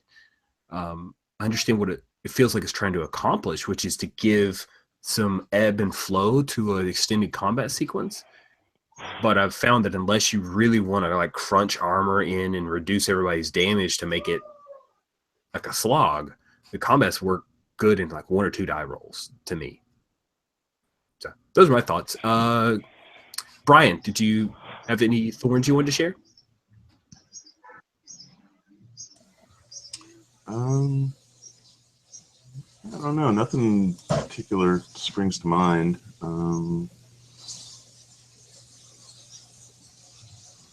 Okay, if you think of something, I'm not going to come up with kind of stuff on the spot. Sorry. Okay. Yeah, I don't know. Okay, Garrett, what about you? Any thorns you want to offer? Yeah, I would have preferred 4 hours for one shot. Because like 3 hours with character creation, and especially with a system not everybody is completely familiar with, so this is not Dungeon World, so to say. Longer, it also like roots here and there, and so like 1 hour of story would have been nice. No, I would have continued playing, honestly. Mm-hmm. But I'm still always impressed, but that's already a rose, like how well it goes within 3 hours with somebody who has the strings in his hands like you have, Rich. Yeah, that's good. Yeah, but I continue talking about the roses afterwards. And then the system has a lot of moves, indeed, yes. Which can be quite interesting for a longer campaign, but for a one-shot, there should be like a reduced version, like a simplified version. That would be like a lot of extra work for the designer, dear Adrian, but that would be cool. Yeah, I think that's a good point. That's a really good point. Machi, what about you? What thorns did you have? So I have the same thought that Garrett has about length. I mean, either 4 hours or I'm kind of angry at myself too that we didn't do the more pre-work before the game. So if I had my character more complete earlier, maybe we could get more time to actually play. But I mean, okay, I am going to go with this in roses later. So for the system, I'm not sure about discharge, but some elements here seem like I don't know why I wouldn't take stress all the time when I have the choices. I mean, it's like the calamities are really not something that that is bad for you. So I mean, it's like also disadvantage also offers you XP, so that's probably like it's interesting because it's like you get good choices on bad roll, which is kind of, but that's rose. So other things, I'm doing character creation. I kind of stopped liking the outsider after I thought about this, because some elements of my character which appear during play, that was actually elements of signature move through the alien. So because I don't have to breathe or I can survive in vacuum, this is basically element of that move. It's even in examples. But that means that if you are going to play android, you are basically collapsed or forced into one archetype. Or at least system kind of pushes you there. You can work around it, and we did it. But I get this feeling that that system doesn't really support like more varied concepts on the other archetypes. This one kind of, I know what it tries to do, but I'm kind of, if there was truly alien in the team, the outsider in the team, that would be a problem, because I would be stealing spotlight from them with things that came out of my character description, that were the story, right? That elements of my character that were strange, that were connected with me being synthetic, that would be things that like deterred from their character, made them less unique, less special. That's a good point. That's a really good point. So this is something that bothered me when I was creating character. And on the other hand, it's hard to create outsider that is something more than outsider. I know this is kind of like the way it works in science fiction, that you have this super alien being and it's just like D&D class itself, right? Or this super alien and that's everything. But yeah, I think that's all from me. Okay, that's some really good points. I appreciate that.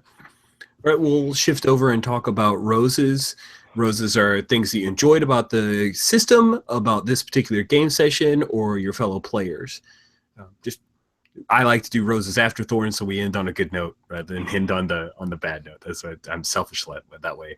Machi, do you want to lead us off on roses? Yeah, so there is a lot of this for me because this is my first Gauntlet Hangout session. Really? And oh, cool. Yeah, and it's with you, Rich. So you are basically, as I written initially, my gateway to the Gauntlet, because I started listening through +1 Forward.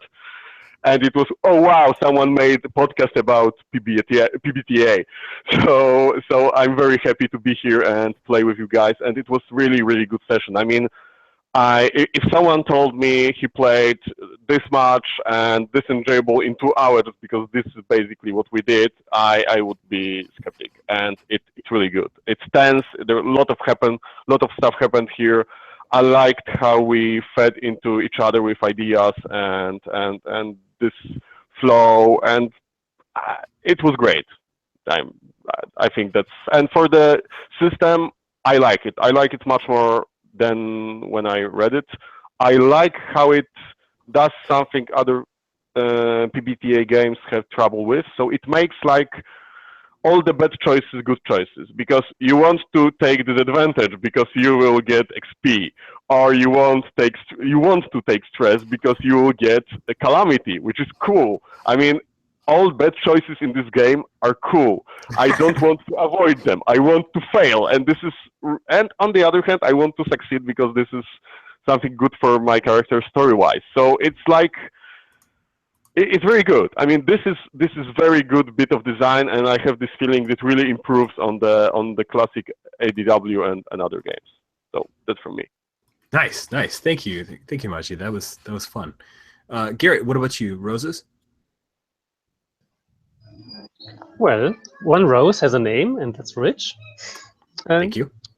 Yeah, I so much love playing to you, and we had bad luck in the last sessions. We wanted to play together. One of us was sick or had no internet or whatever. I know. So we've happy had the to be worst back. luck. I'm glad this one, we broke the streak. Exactly, like 3 sessions in a row, which didn't happen or so. And yeah, now we're back. Cool.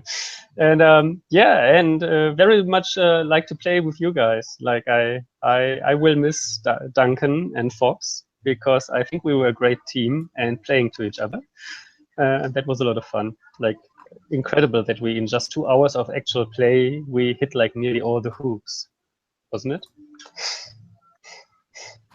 Yeah, Yeah, I'm so with you, Garrett. I was so excited when I always love it when I'm like, okay, yeah, Garrett's in this game, and then Garrett signed up for this next game, yay!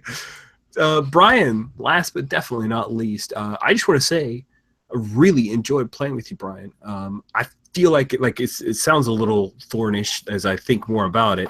I wish I'd given you a little bit more FaceTime. I don't know if you got as much FaceTime as the others as I think about it. So, yeah, I would have liked to have given you a little bit more going on, because I liked your Scoundrel a lot. I especially love in the middle of the combat, you're like, I'll hang back because there's other things that can be done here. That was great. So what roses did you have, Brian? Yeah, just on what you just said, I did have a little bit more background about my character that I guess I probably should have just put it forward, but just the crime family that he was from, and like he's a clone of his great grandfather, and they're all clones of each other and stuff. But, Oh, that's wicked. a crime family of clones, but Yes. yeah, I just I had a really good time. I could picture this crew running around, pulling jobs. Same here. Yeah. It's awesome. I hope you sign up for some more games, man. It's good playing This with all was you guys. my second gauntlet. I thought you were a newer name out there, so that's awesome. I hope you had a good time and want to play some more. I've got some Spirit of 77 coming up in August. They're around Gen Con, but none of them are on the same time as Gen Con. You guys are totally welcome to sign up for that. Oh, that was great. It was a good game. I really enjoyed a chance to run Impulse Drive live with a new group, explain it to you. I'm very thankful for your thoughts and your feedback during the session. This was really fun. Thanks a lot, guys. This was a great way to spend my Saturday morning. It's well worth getting all the prep done to combine. I actually used just as a framework, a module.